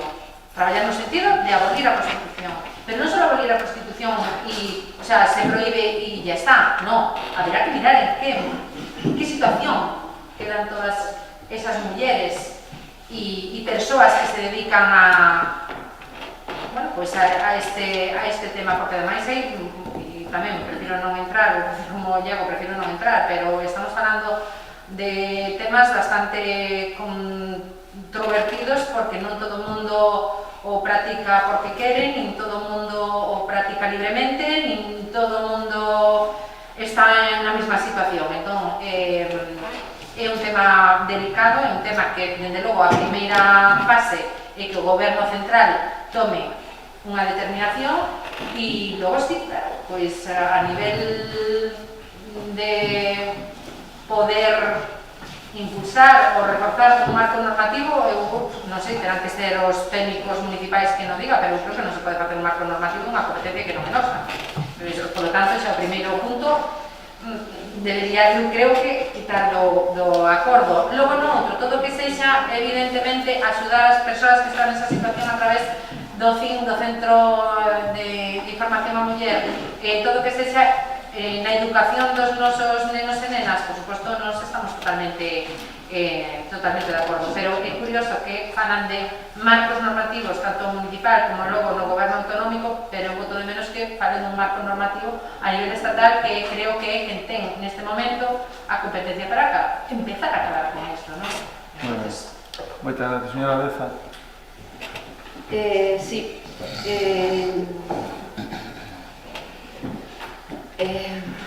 A ver, por suposto, como muller sobre todo, rechazo a trata de mulleres e, por suposto, a prostitución, porque, como acaba de decir a concelleira Ainhoa, detrás deste negocio sucio hai moitas veces mulleres menores, mulleres maltratadas, mulleres que venden o corpo delas sin o seu consentimento, que, por suposto, prodúceme unha asquerosidade que non podo manifestar ahora mismo. Pero sí teño algo que dicir. É certo que en algúns, despois da moción presentada por elas, estuveme mirando se había noutros municipios que hubieran aprobado algún tipo de ordenanza respecto a esta cuestión.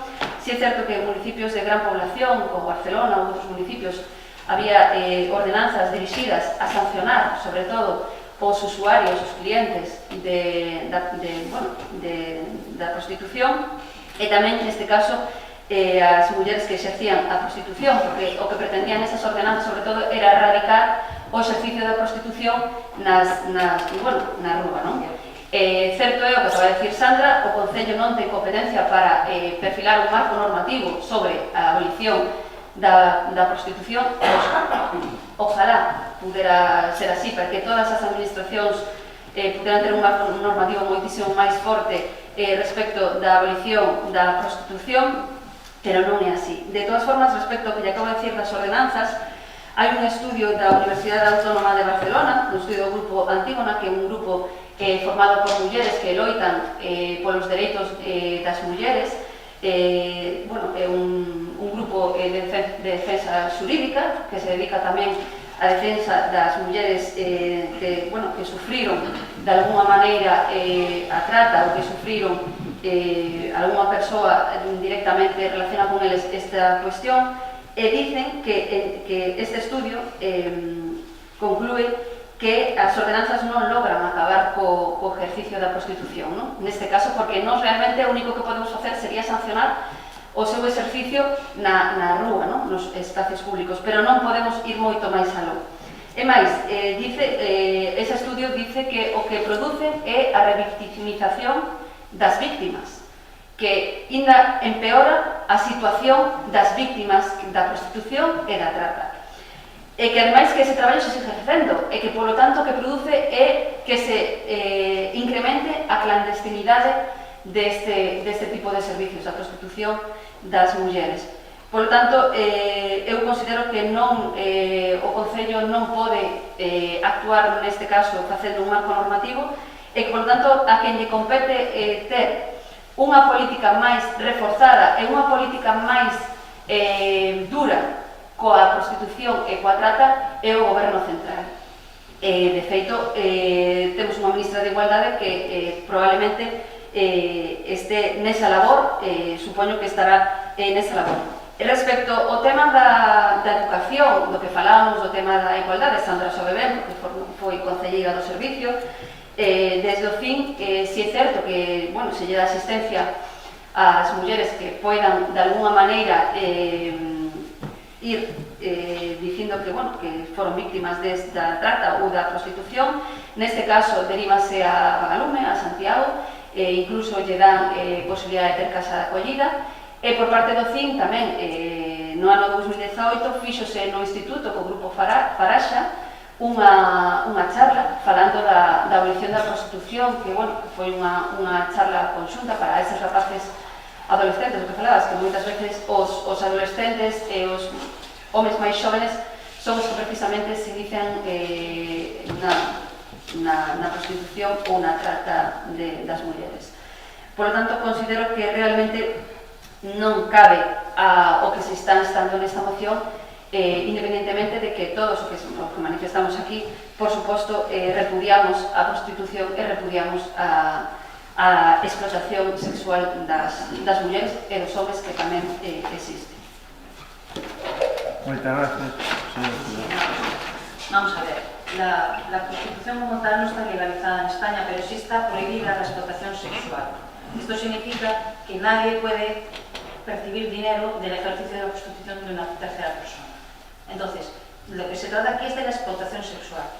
Aquí existen pisos en los que sabemos que hay explotación sexual y sabemos que hay un local donde se realiza explotación sexual. Un local donde, cuando paso yo con mis hijas las primeras veces, hace mucho tiempo, me preguntan qué se hace allí. Y todos bajamos la cabeza y escondemos la cabeza y aceptamos una moralidad laxa. Sabemos que allí se está ejerciendo la prostitución y que se está dando la explotación sexual y no hacemos nada. Yo creo que desde un concello estoy totalmente en contra de que solamente sean competencias más arriba. Yo creo que un concello tiene que ser incisivo en este tema y tiene que tomar cartas en el asunto.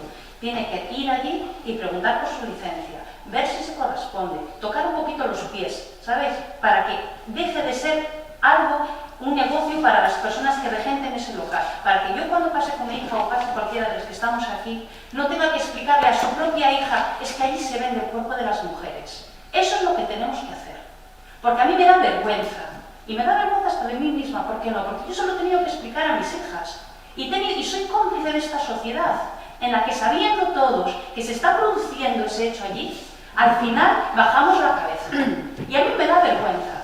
Entonces sí creo que tenemos que asumir competencias, que tenemos que ir allí y pisar. No solamente allí, sino en los pisos. Que a lo mejor tenemos que mandar a la policía local a preguntar qué pasa por allí, qué es lo que está sucediendo en esos locales o en esas casas. ¿Por qué no? ¿Por qué no puede hacer eso un concello? Vamos a ver. Pero es que hay no... Perdón. Pero no, termina. No, Está, listo. A ver, ¿alguien más quiere intervenir? No. Perdón, sí. Sí. A ver. No, é que, claro, é que con temas así parece que se calamos como que non entendemos o tema ou que parece que estamos en contra do tema. Un concello ten na súa man as ferramentas que ten. Son esas que acabo de decir. Puede hacerlo. A ver, vamos, un momentito. Mira, eu creo que, a ver, esto eu no... creo que máis que policía local, si é un tema que está na tal, é a Garda Civil. Eso xa o primeiro. Un tema da Garda Civil, non digo eu, que tamén da policía local, pero primeiramente da Garda Civil. Estamos falando, o que decía, dunha competencia superior á municipal. Por lo tanto, se aí se está facendo algo contrario á lei, debe ser a Garda Civil quen vai ali e quen tramite a denuncia pertinente. Eso primeiro. Bueno, tenemos una... Entonces, outra cosa é o tema educacional, é o tema tal, que estamos totalmente de acordo. Pero claro, é que asumir competencias cando despois ao mellor non tes o respaldo xurídico para poder cerrar un local destes, por exemplo, cuidado. A ver, sí, a ver, rematamos. Un minuto. Simplemente quiero decir lo que acaba de decir Sandra, que si no dices nada parece que estás callando y afirmando que muchas veces no nos queda más remedio, porque como el último que hablas del alcalde, que muchas veces callan porque queremos decir más cosas, pero en este caso concreto sí quiero decir que nosotros no somos en este momento, no estamos actuando como un ciudadano cualquiera, sino que estamos actuando como concejales, como representantes del pueblo, y tenemos que tener cierto cuidado con las manifestaciones que hacemos para no inducir error a la gente, porque tenemos que ser muy conscientes de lo que podemos y no podemos hacer, porque decir que podemos hacer cosas cuando no podemos hacerlas, como por ejemplo, tú no puedes ir a un piso y solicitar, porque hay una constitución que tiene otros principios, como el derecho fundamental pues a la intimidad, a la honor, a todo lo que quieras, en uno de ellos está la inviolabilidad del domicilio, y por lo tanto, si esa persona le dice a la policía no puedes entrar, la policía no puede entrar. Entonces, a eso voy, quiero decir que no creo que diciendo que se podrían hacer muchas cosas y no se hacen, estemos ayudando al problema. Es lo que quiero decir. Creo que tenemos que ser muy responsables en todo, pero en estos temas muchísimo más. Entonces no se puede jugar la baza pero es que tenemos que hacer algo, pero es que sí, pero ¿qué es lo que podemos hacer? Porque lo que podemos hacer es lo que tenemos en nuestras manos porque nos marca la ley, y si no hay que cambiar la ley. Y para cambiar la ley, evidentemente no la podemos cambiar aquí, tiene que ser en el Parlamento. Entonces, creo que, sobre todo en estas cuestiones, hay que tener muchísimo cuidado con lo que se dice y ser muy conscientes del papel que tenemos, que esto no es una conversación de un bar, sino que es una conversación entre representantes de los ciudadanos. Y este es un tema demasiado delicado para tomarlo a la ligera y para decir cosas que no se ajustan a lo que realmente considero. Muy bien. Gracias, señora Rodríguez. No, iba a decir un poco lo que acaba de decir Vanessa, Pues ya que está. lo ratifico totalmente, que a nivel municipal no podemos hacer nada que no nos permita la ley. Y de todas formas, sí quiero decir una cosa, porque esto ya me preocupa. Yo, desde luego, que diga ella que es mi deber saber dónde están los pisos, yo no lo sé. Como le diga ella, que automáticamente va la Guardia Civil a esos pisos. Si en esos pisos realmente hay una explotación a las mujeres. Porque yo ya, no como concejala, como ciudadana, soy la primera que lo voy y lo denuncio a la Guardia Civil. Nada más. Muy bien, muchas gracias. Bueno, debatido todo, ¿no? Entonces, Sí. Vale, pues nada, vamos a someter entonces la moción del PSOE sobre la Constitución. ¿Votos a favor? ¿Votos en contra? ¿Abstenciones? Venga, listo. Ahora pasamos á moción do SAO. A moción do SAO se quere, porque como é o tema da uva, que é un tema que está tan de moda que nada ninguén por aí anda vendimiando, leo o se quere ao final, porque vamos ya, como este é urxente, porque está ahora coa vendimia, non? Hay en algún sitio. Entonces, non, eu creo que vai por urxencia, xa o tema da... Leo, xa dices o que queres. No, pero A ao pregunta final, xa. o que solicita explica un pouco o que queres e digo, ao final apunto que estatal para non estar aquí a... Bueno, pois solicitamos instar o Pleno do Consello Regulador das Rías Baixas a que incremente os cupos máximos da uva albariña no seu regulamento de forma permanente, a fin de fixar a menos ao menos ata 13.500 kilos por hectárea, que ahora mismo estaría en 12 kilos por hectárea. Realizar todos os trámites necesarios internos no citado Concello, a notificación nun prazo de 10 días hábiles ao presidente do Consello Regulador Rías Baixas, de acordo adoptado polo órgano plenario municipal de Sanxenxo se procede. Eu vou vines explicando. A ver, eu sei que isto non ten fondo. Sí, se aprueba, sí, por unanimidade, non? Sí. A ausencia. A insuficiencia, veña. A ver, isto non ten un fondo político, nin é partidista, nin nada, porque varios ayuntamientos a levou o Independiente, levou o partido do PP, e hasta creo que en Meaño, non sei se levaría o PSOE ou o Independiente, aí sí que era aprobado. A ver, esta é unha axuda que lle estamos dando aos viticultores, unha axuda que piden, a ver, esta é unha sociedade de unións agrarias, e jóvenes agricultores sacaron esta medida, e os viticultores pediron se a podíamos levar, porque creemos que é unha cousa boa, como acabas de decir, non toda a xente vive do turismo. Hai moita xente que vive desto. O Sanxenxo creo que é o terceiro ou cuarto concello con máis plantación de viñedo albariño. E nada, queremos decir que hai un problema con isto. Si, o Consello Regulador xa pon que se poda implementar un 25%, creo, a cosecha, pero nun ano que teñen que aprobarlo eles, por maioría, e fixeron unha vez hai máis de 5 anos. Pero que pasa? Que estamos nunha moi boa zona, que temos moi boas fincas, e temos máis produción da do mínimo permitido. Legalmente, a xente non pode vender máis uva da que ten no seu cupo. E que pasa? Que as viñas dan máis cupo. E cal é o problema con isto? Que a xente non queda coas uvas na viña. A xente, porque colle e malvende a uva, podendo vendela a bo precio, cousa que as bodegas solicitan máis uva para ter máis litros, para poder aumentar o mercado, expropiar máis, as bodegas solicitan máis uva. Que pasa? Que polo cupo non poden vender máis, e a xente que fai malvende as uvas a menos da mitad do precio que debería, vendeas a bodegas que despois as bodegas con o noso viño vai a fazer competencia, porque comprou o viño moito máis barato e van a vender igual que as bodegas daqui e fanos competencia no noso propio viño cando eles o produto valeulle menos da mitad. E creemos que se aumenta ese cupo é bo para todos, e máis para axudar aos agricultores, que hai moita xente que se dedica a eso, que vive deso. É unha pequena axuda que nós lle ofrecemos se aprobamos esta moción, por eso pedimos si aprobades. A ver, señora Fernando. Eu sí. Así un segundo, así tal. Non, un segundo non, é bastante.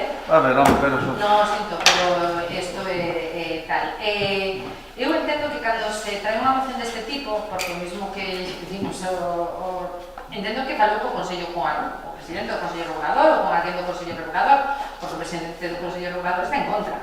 Sí, desa moción. Ten un motivo, que si quer... A ver. Ten motivo. O presidente do Consello Regulador está en contra, pero non só o presidente do Consello Regulador, sino, por exemplo, Fruga, que é a Asociación Galega de Viticultura. E entonces eu leo moi rápido o que propón, o sea, por que Fruga, que é, repito, a Asociación Galega de Viticultura, está en contra. Entón, con respecto á proposta formulada polo grupo de PP, porque esta moción foi en xaneiro xa, en Vila García de Arousa, foi presentada polo Grupo Municipal do Partido Popular, que nese pleno, cando supo a posición de Fruga e a posición do Consello Regulador, retirou a proposta e non foi votada, retirou directamente a moción e non foi votada, para someter o debate no pleno do Concello de Vila García. Para o incremento, eles pedían 15.000 kilos, non 13.500, pero bueno, a moción era a mesma. A denominación de orixe en Rías Baixas conta con un Consello Regulador que ten entre as súas funcións control de orixe, control de calidade, control de mercados e a promoción dos seus produtos amparados. Todo isto para ofrecer todas as garantías ao consumidor sobre a calidade e orixe dos seus viños. Como órgano decisorio, tamén ten que ter en conta o pleno, onde se acordan as liñas, estrategias e as medidas necesarias para garantir a boa marcha da denominación de orixe, e que non deben estar facendo moi mal cando a denominación de orixe ten pasado de colleitar 4,9 millóns de kilogramos de uva no ano 1990 aos 38,6 millóns no ano 2018. En elaboración do viño, o amparo desta denominación de orixe pasou, segundo os datos da Consellería do Medio Rural, do ano 2010 ao 2018 de 16 millóns de litros a 25,6, incremento dun 60%, mentres que o valor económico dese viño incrementouse nun 22%, pasando dos 96,9 millóns de euros aos 127,8, converténdose a viticultura do territorio da DO Rías Baixas no motor do sector de Galicia, en na que se miran outros territorios. Recordar finalmente que nos órganos decisorios da denominación de orixe teñen representación todos os sectores implicados, viticultores, adegas, organizacións agrarias e administración. En recoñecemento da labor desempeñada por todos os actores da denominación de orixe na defensa da calidade dos viños do seu territorio, hai que sinalar que afirmacións do tipo de o que se sucedeu fai que moitos viticultores superaron o cupo máximo, tendo que deixar nas parras cantidades enormes de uva, falle un fraco favor á viticultura da denominación de orixe, a súa capacidade técnica e profesionalidade dos seus viticultores e técnicos asesores. É sabido que as fincas con exceso de produción non se poden colleitar para elaborar viños o amparado da denominación de orixe, polo tanto, se esa situación se dera no CR, no Consello Regulador, non estaría exercendo as súas funcións de control, e a confianza do consumidor na etiqueta de denominación de orixe pode verse afectada gravemente. Experiencias destas no sector xa temos visto noutros territorios e hai que extremar o cuidado nas mensaxes que se mandan. Dito anterior, non parece máis aceitado suscitar externamente debates de carácter técnico e estratégico interno e que poden afectar gravemente de xeito clave as políticas e estrategias decididas dentro da denominación de orixe. O que unha forza política traia ao debate do pleno do Concello unha decisión interna dos órganos decisorios da DEO, cando este é, por suposto, os promotores da iniciativa, carece de formación, información e capacidade de levar a cabo as análisis necesarias para un debate en profundidade sobre as consecuencias destas decisións. É unha irresponsabilidade por mandar mensaxes perigosas como poden ser subsidiarias persoas dificultoras. Os órganos representativos da DO non son necesarios para defender os seus intereses, xa que políticamente dende fora podense adoptar decisións e estrategias. E para o mercado e as persoas consumidoras, o selo de calidade da DO non ofrece suficientemente garantía cando os órganos internos da DO que deben controlar e velar por a calidade dos viños poden estar suxeitos a presións ou decisións tomadas externamente. Nesta liña hai que incidir que na DO RRBB chegou a onde estaba actualmente baseándose nunha política de defensa na calidade dos seus viños, e sendo certo que o debate entre a posibilidade de colleitar máis kilogramos por hectárea e a calidade dos viños obtidos a partir desa uva sempre estivo presente, o que parece que está demostrado, e non tan só en viticultura, e a cantidade non se leva ben coa calidade. Sempre hai un punto de equilibrio a partir do cal a calidade baixa necesariamente, e ese punto de equilibrio debe ser buscado polos actores primarios do sector, viticultores e adegas. Hai que ter en conta tamén a temeridade que é para o Concello planear dende o seu pleno a estas alturas de preparación da próxima colleita unhas cifras de incrementos de produción sen ter en conta que isto é algo que xa se consensúa no pleno do Consello Regulador cando este dispón dos datos dos campos das características do ano, na entorna do mes de agosto. E as previsións da calidade de uva o que permite estimar o punto de equilibrio ao que nos referimos anteriormente, kilogramos por uva e hectárea, contra a calidade de uva que permite chegar a elaborar uns viños cunhas calidades exigibles para unha DO.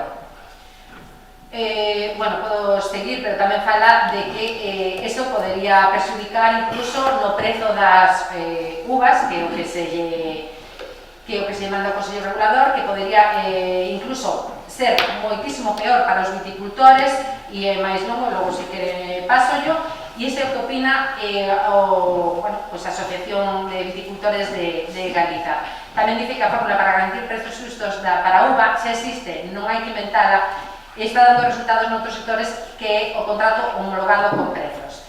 Entón, non sinceramente, se o Consello Regulador, que están todos os sectores, non está de acordo con iso, se a Asociación de Viticultores non está de acordo con iso, non nos queda outra, como eu de uvas de viño sei non beber, pero moito máis non entendo, non me queda outra que votar en contra da moción, porque os propios actores desta problemática non a queren.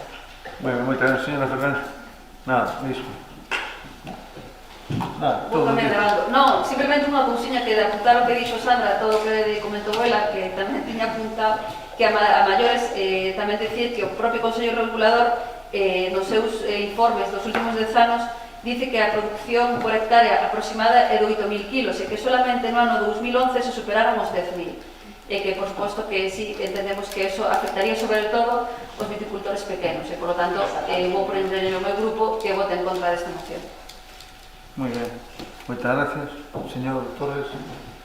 A ver, o Consello Regulador dice eso por un lado, e despois en reunións que se ten dice o contrario. Claro, pero en escrito en legal dice eso, pero en reunións como de Guerra dicían sí, non estamos de acuerdo. Tamén nese ano que tiñan a ver decir que se collían uns 800 litros, non se importaba nin a cuarta parte do que se importa ahora as importacións aumentou moito e as mesmas bodegas piden máis litros para poder... Exportacións. Digo que non se exportaba. Claro. E agora hai moita exportación. Que pasa? Que eles sí que querían pensar como? Con outro nombre. O outro nombre é dicir, pos anos que ven mala cosecha e non chegas ao cupo, ese ano que hai moita cosecha, durante 5 anos, ti podrías vendimiar todo eso, se non con ese nombre, con outro nombre, facelo en reserva, deixalo en reserva, para que un ano que usted non chegue ao cupo, pois colla desa reserva que ten aí. E está dicindo que o teu viño, se unha viña dá 10.000 kilos, é de excelente calidad, e se dá 11 solo por 1.000 kilos máis, está dicindo que ese 1.000 kilos xa non son. Eso dino, pero realmente saben que non é así. E os cosecheros pequenos favorecelle igual que os grandes porque teñen algúns, depende da zona onde estea a plantación, teñen moita abundancia de uva e teñen que deixala colgada. E moito de facer eso é polo que acabo de decir antes, porque esa forma fai que se malvenda a uva que queda colgada, porque prácticamente hai de cada 5 anos entre 1 e 2 hai moi boa cosecha e os outros regular. E eses anos que queda a cosecha aí colgada malvéndese e facemos nós mesmos competencia, porque as outras bodegas fora das Rías Baixas compran ese mosto e depois, a hora de vendelo, compiten con nós, con mismo viño noso, e eso sí que perjudica aos viticultores e máis aos bodegueiros. Nada máis. Non hai moita gracia para nada, sometemos todos a... No, a ver, o informe é moito máis extenso, pero tampouco non vou lelo todo, ten gráficas, sentar, eu se quere paso yo ao señor Torres sin ningún tipo de problemas, pero evidentemente, se hai un consello que decide eso, pero dicen unha cosa, escriben outra, nos, desde logo, vamos a facer caso tanto ao consello, o que din, o que por lo menos tal, logo se por detrás dicen outra cousa, eles teñen que velar con os seus propios intereses e tomar as mellores das decisións, e nós, pois, non podemos facer outra cousa que aceptarlo. Bueno, antes vou dicir unha cousa, mire, a mí hai un viño que me gusta que é o verdejo, que se chale en rueda, moito, sabe? E resulta que a uva se vendía máis ou menos a 90 céntimos, sabes a quanto se vendeu este ano? A 30 céntimos, están quedando nas viñas. Aquí hai que ir pola calidad, non pola cantidad. É un error para Galicia tal así, pasou con moitas máis cousas que podíamos falar, pero non é o sitio. Pois, polo tanto, vamos a someter a votación o tema. Votos a favor da moción. Votos en contra. A ver, conta aí. 15, abstención. 15 en contra, abstención. Abstención. Ben, correcto, moitas gracias. Bien, había unha moción máis, non verbal?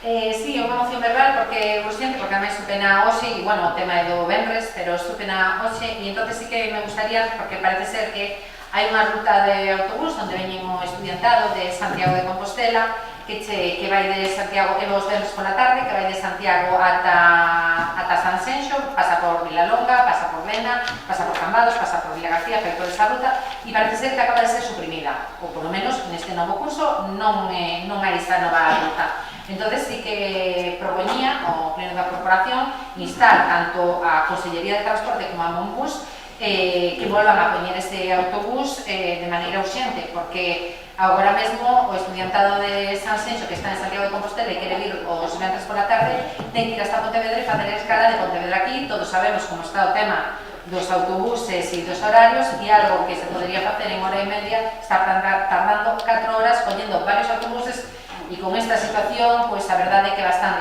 bastante delicado. Non a traigo por escrito porque me foi imposible llegar a tarde. Vamos o viernes á tarde, non? Viernes á tarde. É o viernes á tarde, sí. Cando o estudiantado se traslada de Santiago de Compostela a Sanxenxo. Pola tarde, claro, polas tardes o viernes á tarde.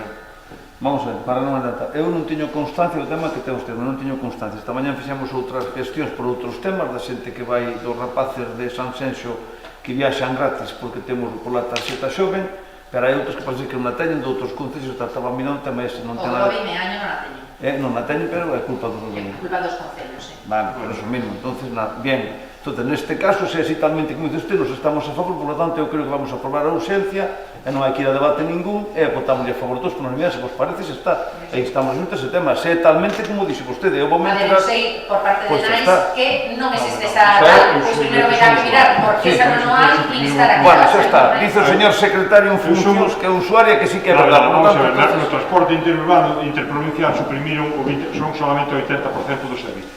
Entón, eu que era usuario tamén, quitaron o autobús da tarde que iba a Santiago a 6 da tarde. Chamei alá, dice que despois o programa paulatinamente xobre. Está ben dicilo porque quitaron varios servicios, non só ese, sino o diario que iba de Sanxenxo a Santiago. Todo isto me colla a presentación. Os pola tarde todo estudiantado. Pero bueno, aquí este caso decide iso o goberno, creo que eu quería o pleno. Con esa introducción, recolla a moción do bloque, votamos de urxencia a todos os grupos, estamos a favor, por unanimidade, se aproba urxencia, punto. Rematado o tema, de acordo? Bien, entón agora pasamos a robos. ¿Algún robo? Robos, un robo, a ver. Robo simplemente para decir que na página web do Concello nos están colgando as actas dos plenos. Desde o 2019 non hai ninguna, 2020 xa moito menos. Entón, é para decir que mire desa página web do Concello porque non hai ningún acta de ningún pleno hasta desde xaneiro de 2019. Ok, gracias. Sí, robo, Sí.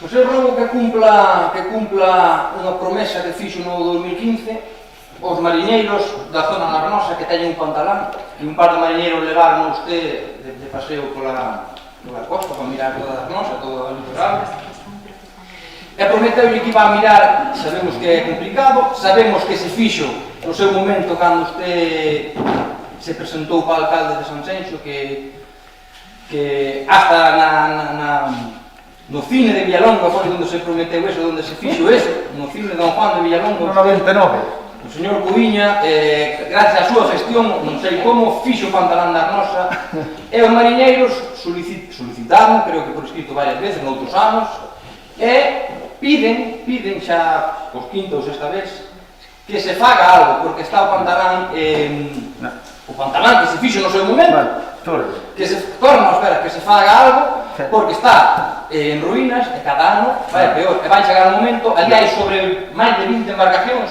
non todos os días, pero sí que teñen, e piden que desde o ayuntamiento que se faga algo, ou senón que se repare medianamente.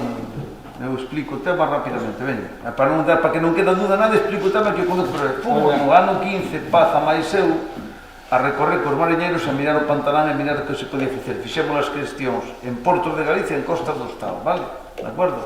E hai un problema, non é cuestión de reparar o Pantalán, e saben os mariñeiros, vale? O Pantalán, se se repara, se mañá se lle meten os flotadores, cando baixa a marea, os flotadores caen na terra, que o peso que lle poñen encima rompa o momento outra vez, e a tirar cos cartos.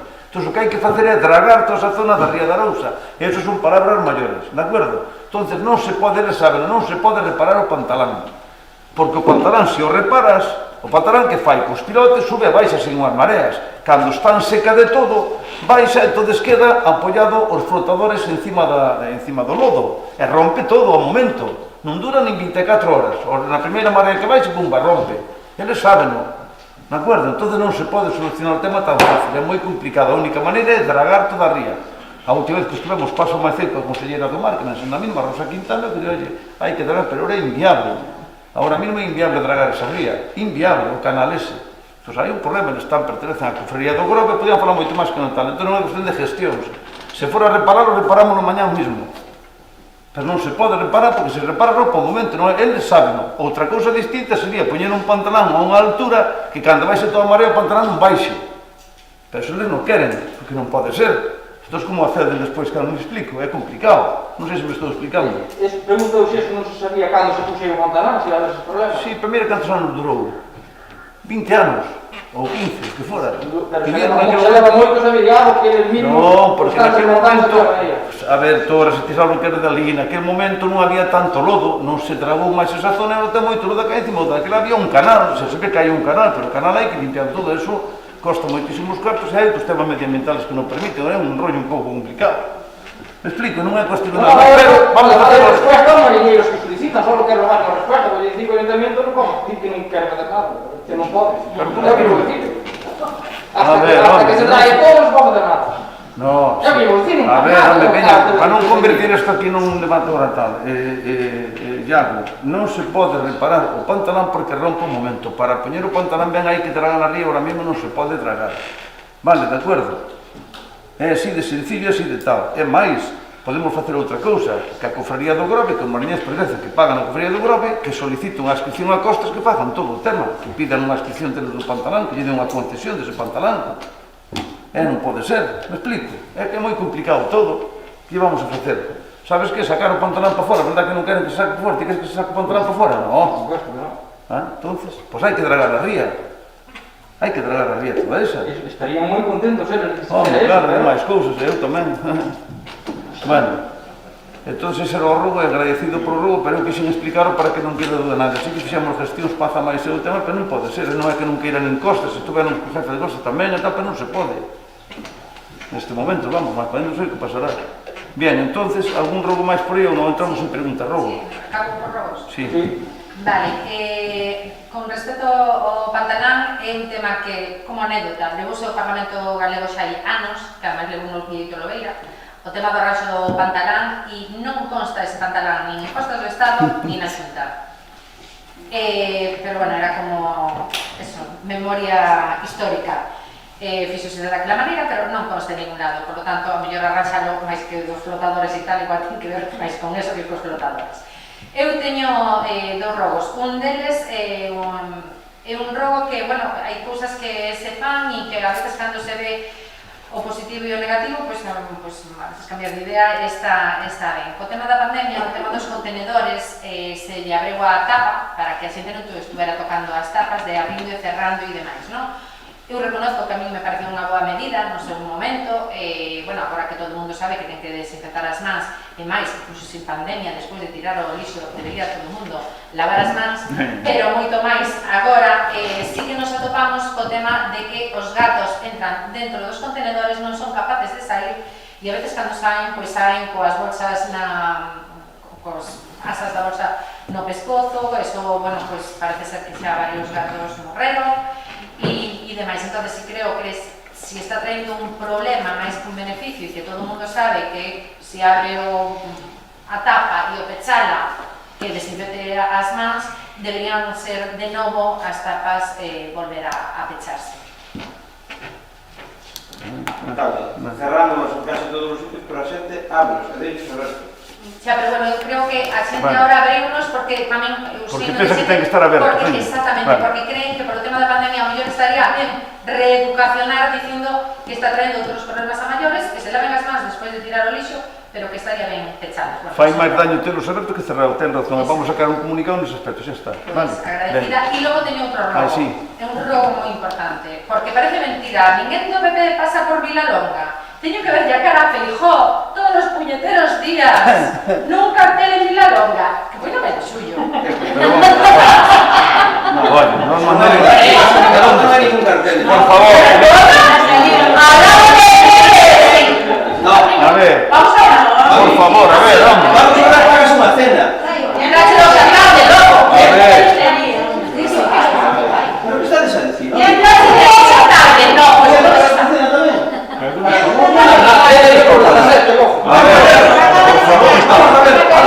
Oiga, por favor. A ver. Señores, que non é isto unha taberna. Sacouse o xarnal.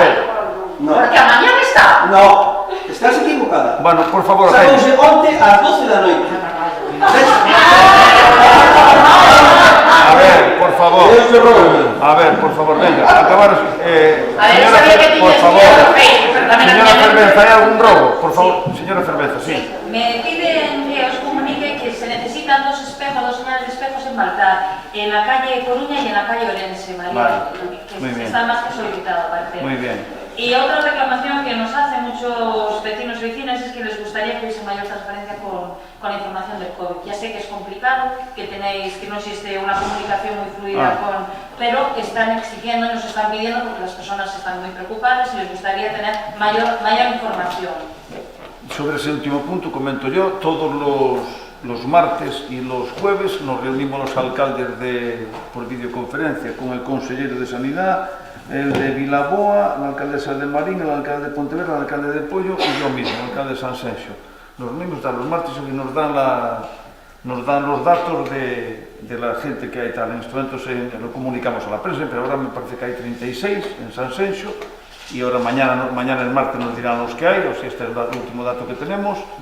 Y en total hay, ahora no me acuerdo bien, el problema más serio no tenemos aún restricciones, pero el problema serio lo está viendo la ciudad de Pontevedra y lo están mirando con tal, parece que está bajando un poquito y tal, pero tenemos información, y tienen información aquellos concellos que tienen un nivel tal, tienen el de Vilanova, tienen el de Villagarcía, ya nos reunimos todos en la comarca de Salnés, y hay un tema preocupante, pero está como un poco ahí estable, estamos ahí, vale, porque hubo el tema de la avícola, que sabéis que fue un problema, y tal, pero sí hay información, y sé que la Xunta está trabajando en un tema de dar una información de una manera que non señalemos a nadie, porque é moi complicado. Cuando un concello pequeño tienes 3 casos, la gente, que a veces hai un poquito de morbo con este tema, quiere saber quiénes son los que están, oiga, y por propio dato no debe ser, entonces están buscando una fórmula que sepamos los casos, pero que nadie pueda saber quién lo tiene. Y es un tema delicado y es complejo, parece ser, pero bueno. Bien, entonces empezamos con las preguntas. Señora Rodríguez. Perdón. Hay uno por escrito. No, sí, pero antes das preguntas por escrito vou a contestar as preguntas que quedaron sin contestar no pleno pasado, no pleno ordinario, que foi concretamente a Ciudadanos. A Ciudadanos preguntara: ten o Concello algunha solución prevista para o cerre no próximo curso para o cerre do pabellón de Nantes? Plazos e tal. Foi iso unha pregunta que quedou sin contestar. Contesto yo ahora neste pleno que, efectivamente, o pabellón de Nantes está sin pechar e, de momento, non temos visto que sea neste ano, esperemos que sea po curso que ven, posto que ahora mismo hai outras prioridades. Iso referente ao pabellón de Nantes. Despois había outra tamén que era cando estaba prevista a apertura tanto do Club de Piragüismo como do Skate Park. bueno, xa sabe usted que Sabreu escaipar o 31 de julio e o 20 de agosto o Club de Piraguitía. A valoración do tema de que fixeron preguntoume que fixeron a valoración sobre as parcelas ou as cuadrículas de Silgar. Bueno, eu teño que dicirle que creo que foi un éxito o das cuadrículas, baixo o meu punto de vista. Ao principio algunhas persoas o criticaron porque a xente non se poñía nelas, pero a publicidade que nos dou a nivel internacional as cuadrículas, iso non hai cartos que o paguen. Se o tuveramos que pagar, non podíamos pagar moitos anos. E, por outro lado, mandamos un mensaje que se comprobou que Sanxenxo está 15 puntos por encima da media española en ocupación en pernotacións, e, cando fixemos as encuestas na oficina de... Pero deixeme que lle diga, porque eu sei o teño todo ordenado para que non as cousas non gosto máis que dicilas. Temos que decir que o 90% das persoas que se acercaban á oficina de turismo a preguntábamos por que viñan aquí, porque habían escrito Sanxenxo, e o que dicían que lle habíamos transmitido que era un pueblo seguro. Por tanto, nós estamos moi orgullosos da labor que se fixo este ano, e quero agradecer outra vez a todos os traballadores do Concello que tuveron eso, que traballando, e que conseguimos estar onde estamos e seguir mantendo nos líderes no norte de España. E nun ranking de 1 a 100, Sanxenxo está no número 10 en España. Por tanto, se non é motivo para estar orgulloso, pois que veño Dios e que o diga. Ben, e despois había outra pregunta que era a última que quedou sin contestar, referente a canto cobraban a noite os agentes que viñan de outros concellos a facer aquí traballos nocturnos ou de refuerzo no Bran. E teño que dicirlle que igual cor de aquí 240 euros por noite. E con iso quedaran, había 7 preguntas máis que quedaran contestadas, que foran 3 do PSOE, 3 do Bloque e 1 do SAL. E agora voulle dar contestación a unha pregunta que a meteu o señor Torres do SAL, e que a meteu en debida forma, por tanto se lle respondo ahora mismo que cando se vai repoñer unha farola que leva desde as eleccións ali na plaza de Villalonga tirada, non? Eu agradezco iso que fixera a pregunta por escrito e dicirlle que eu comentín a mañá nesto co concejal e se non queda esta semana, na próxima semana quedarista esa farola, é o que me comentou o concejal de servicios. E agora pasamos ás preguntas que queiran facer. Empezamos pola señora Rodríguez. Primeira pregunta, ainda creo que está publicada na página do Concello que ao principio de xuño publicaste unha noticia dicindo que a piscina iba a quedar pechada hasta o mes de setembro e que se va a facer unha remodelación importante. A día de hoxe a piscina sigue pechada, quería saber que previsión hai coa piscina. Siguiente pregunta. Pois apunta. Xa está apuntando o secretario, pois se lle paga. Ai, Dios mío, pero non tendelle unha previsión para a piscina que podes decir agora? Pero faga usted a seguinte pregunta. Se usted fixera o que fixo o compañero do SAL, tiña usted a resposta agora mismo. Si, depende, porque entonces iba a me Temos decir que que empezar presentar media hora antes ou calquera cousa desas. Segunda pregunta. No desenrolo do pleno de hoxe, eu, como xa veño queixándome en todos os plenos, polo feito de que estamos nun grupo municipal mixto, non podemos acudir eu e o representante do SAL ao mesmo tempo ás comisións. Entón, a comisión previa ao pleno de hoxe eu non puden asistir e non escoitei a manifestación que parece ser que fixo vostedes, según relataban os compañeiros, sobre a inclusión da subrogación da totalidade da plantilla do SAC. A miña pregunta é, ten intención de incluir ese extremo de que se subrogue a totalidade da plantilla do SAC? Porque antes se deu contestar, por eso me parece importante reiterar esa cuestión. Xa me contestará dentro de 2 meses, con suerte. Tamén quería preguntar en relación aos plazos que se están, ou que trámites se están facendo, en que estado está o expediente relativo á Espina del Fin e ao servicio da auga, porque xa se finalizou absolutamente todas as prórrogas, con un ardid legal se aumentou a duración hasta xaneiro, simplemente para saber como vai, para que non nos pille outra vez, a tramitación dese expediente, dentro de 2 meses. Tamén quería preguntar en relación a unha curiosidade problemática, non sei como chamarlle moi ben, relacionada co uso dos autobuses por parte dos chavales de bachillerato do Instituto de Villalonga. É certo que o Instituto de Villalonga, a fase de bachillerato non é educación obligatoria, por lo tanto non teña por que contar co desplazamiento gratuito, pero o certo é que ahora mesmo se está producindo unha situación cando menos injusta para parte dos veciños deste concello, porque hai varias líneas algunhas incluso salen do Concello, pero dentro das liñas que se moven dentro do Concello, tan só os veciños da zona de Areas, Bordóns, do Ron, teñen que asumir o custe, que son cerca de 100 euros ao mes, cando o resto do Concello, os rapaces do resto do Concello non teñen que asumir ese custe. Entón, gustaríame saber se o Concello é consciente desa desigualdad que existe e se se fixo alguna xestión ou alguna iniciativa por parte do Concello para resolver ese problema que afecta pois, a unha parte pequena do Concello. Pequena, me refiro con respecto a todos os demais, entendo que non ten que haber pois, esa desigualdad entre uns e outros. Nada máis. Xa ten traballo para o próximo pleno. Moitas gracias. Señor Torres. Sí, quería saber se tendes previsto urbanizar diante do Casa Alvarito, ali un trozo que hai sin acera, e que moitos veciños solicitaron si se podría, ou se tienes previsto, facer unha rotonda ali naquele cruce que dicen que sería moi necesario. E outra cousa é, si realmente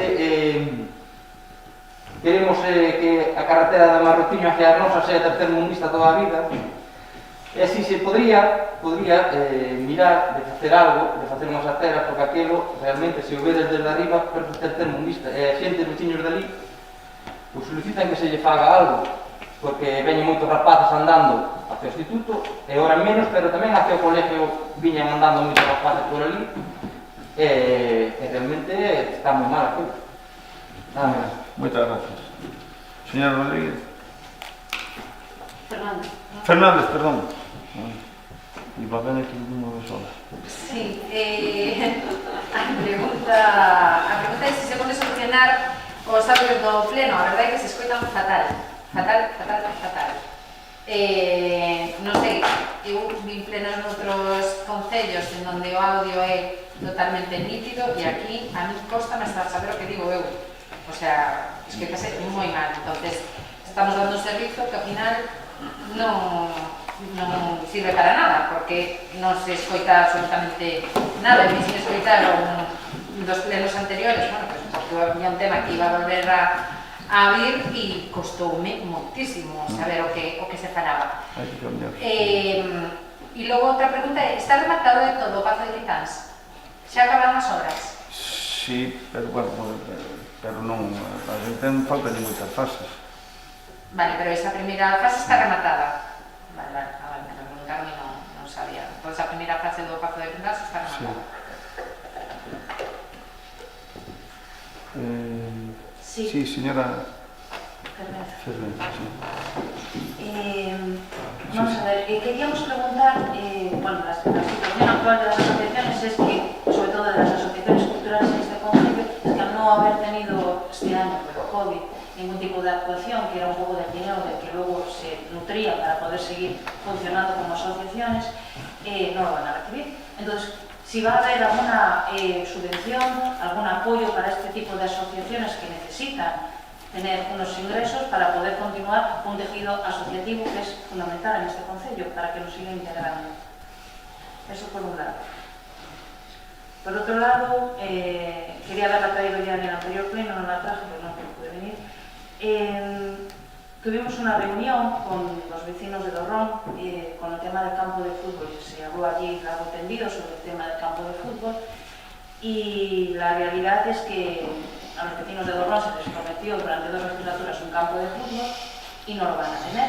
Mi pregunta es, ¿se tiene pensado retomar este proyecto en algún momento o volverá a aparecer en el programa electoral de 2023? Pregunto. A lo mejor seguimos engañando a algún que otro consejero por ahí para que siga poniendo la cara por el señor Telmo. Otra pregunta es,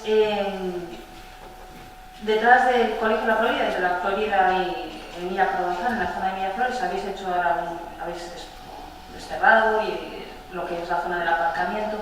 En su momento yo hablé con la concejaldesa, pregunté si por allí se podía hacer algún acceso, algún paso, y me comentó que había problemas con Aguas de Galicia, por el regato. Y yo quería preguntar si ahora todo lo que se está haciendo ya tiene autorización de Aguas de Galicia, ya se puede estar haciendo ese tipo de actuación, y para qué se está haciendo toda esa explanada. Nada, se está mal aquí, Este verano... Vago, Sí, está bravo, está bravo. Este verano tuvimos en la playa de Silgar dos empresas que estuvieron haciendo negocio en un espacio público en el que tuvo totalmente el beneplácito del señor alcalde, bueno, del gobierno en este caso, y queríamos saber qué tipo de contrato, qué tipo de licitación, qué tipo de algo, qué papel había para permitir a estas personas hacer su negocio en una zona pública en la cual tenía que haber habido una concurrencia competitiva, un concurso, un proyecto, algo que le hubiese permitido desarrollar allí su actuación, porque incluso una de estas empresas estaba desarrollando su negocio dentro de los carteritas cuadraditos, esas que tanto le gusta al señor Telmo, esas que se gaba tanto, y que la publicidad negativa es mala, ¿sabes? Señor Telmo, no es buena para el concello, y el 60% de ocupación en San Xoso no fue por sus parcelitas, fue a pesar de sus parcelitas, de los corralitos, del cementerio, de los balcones, como le quiere llamar. A pesar, tuvimos un 60%, no fue por las parcelitas, ni fue por la publicidad fue negativa, y eso nunca es bueno para un concello. La última pregunta iba en relación a eso, ya estoy a hacer usted directamente. ¿Se ha pensado también algún tipo de cosa extraña que le permita hacer publicidad que no tenga nada que ver con lo que ha hecho? Invirtió 60.000 euros en un corralito que ahora dice que fue bueno para el concello porque fue publicidad. ¿Qué otra cosa piensa hacer para este concello, invertir 60.000 o 100.000 euros que no tenga nada que ver para seguir haciendo publicidad? A lo mejor nos ilustra a todos. Dentro de Muy bien, muchas gracias. No habiendo más asuntos que tratar, levántase sesión.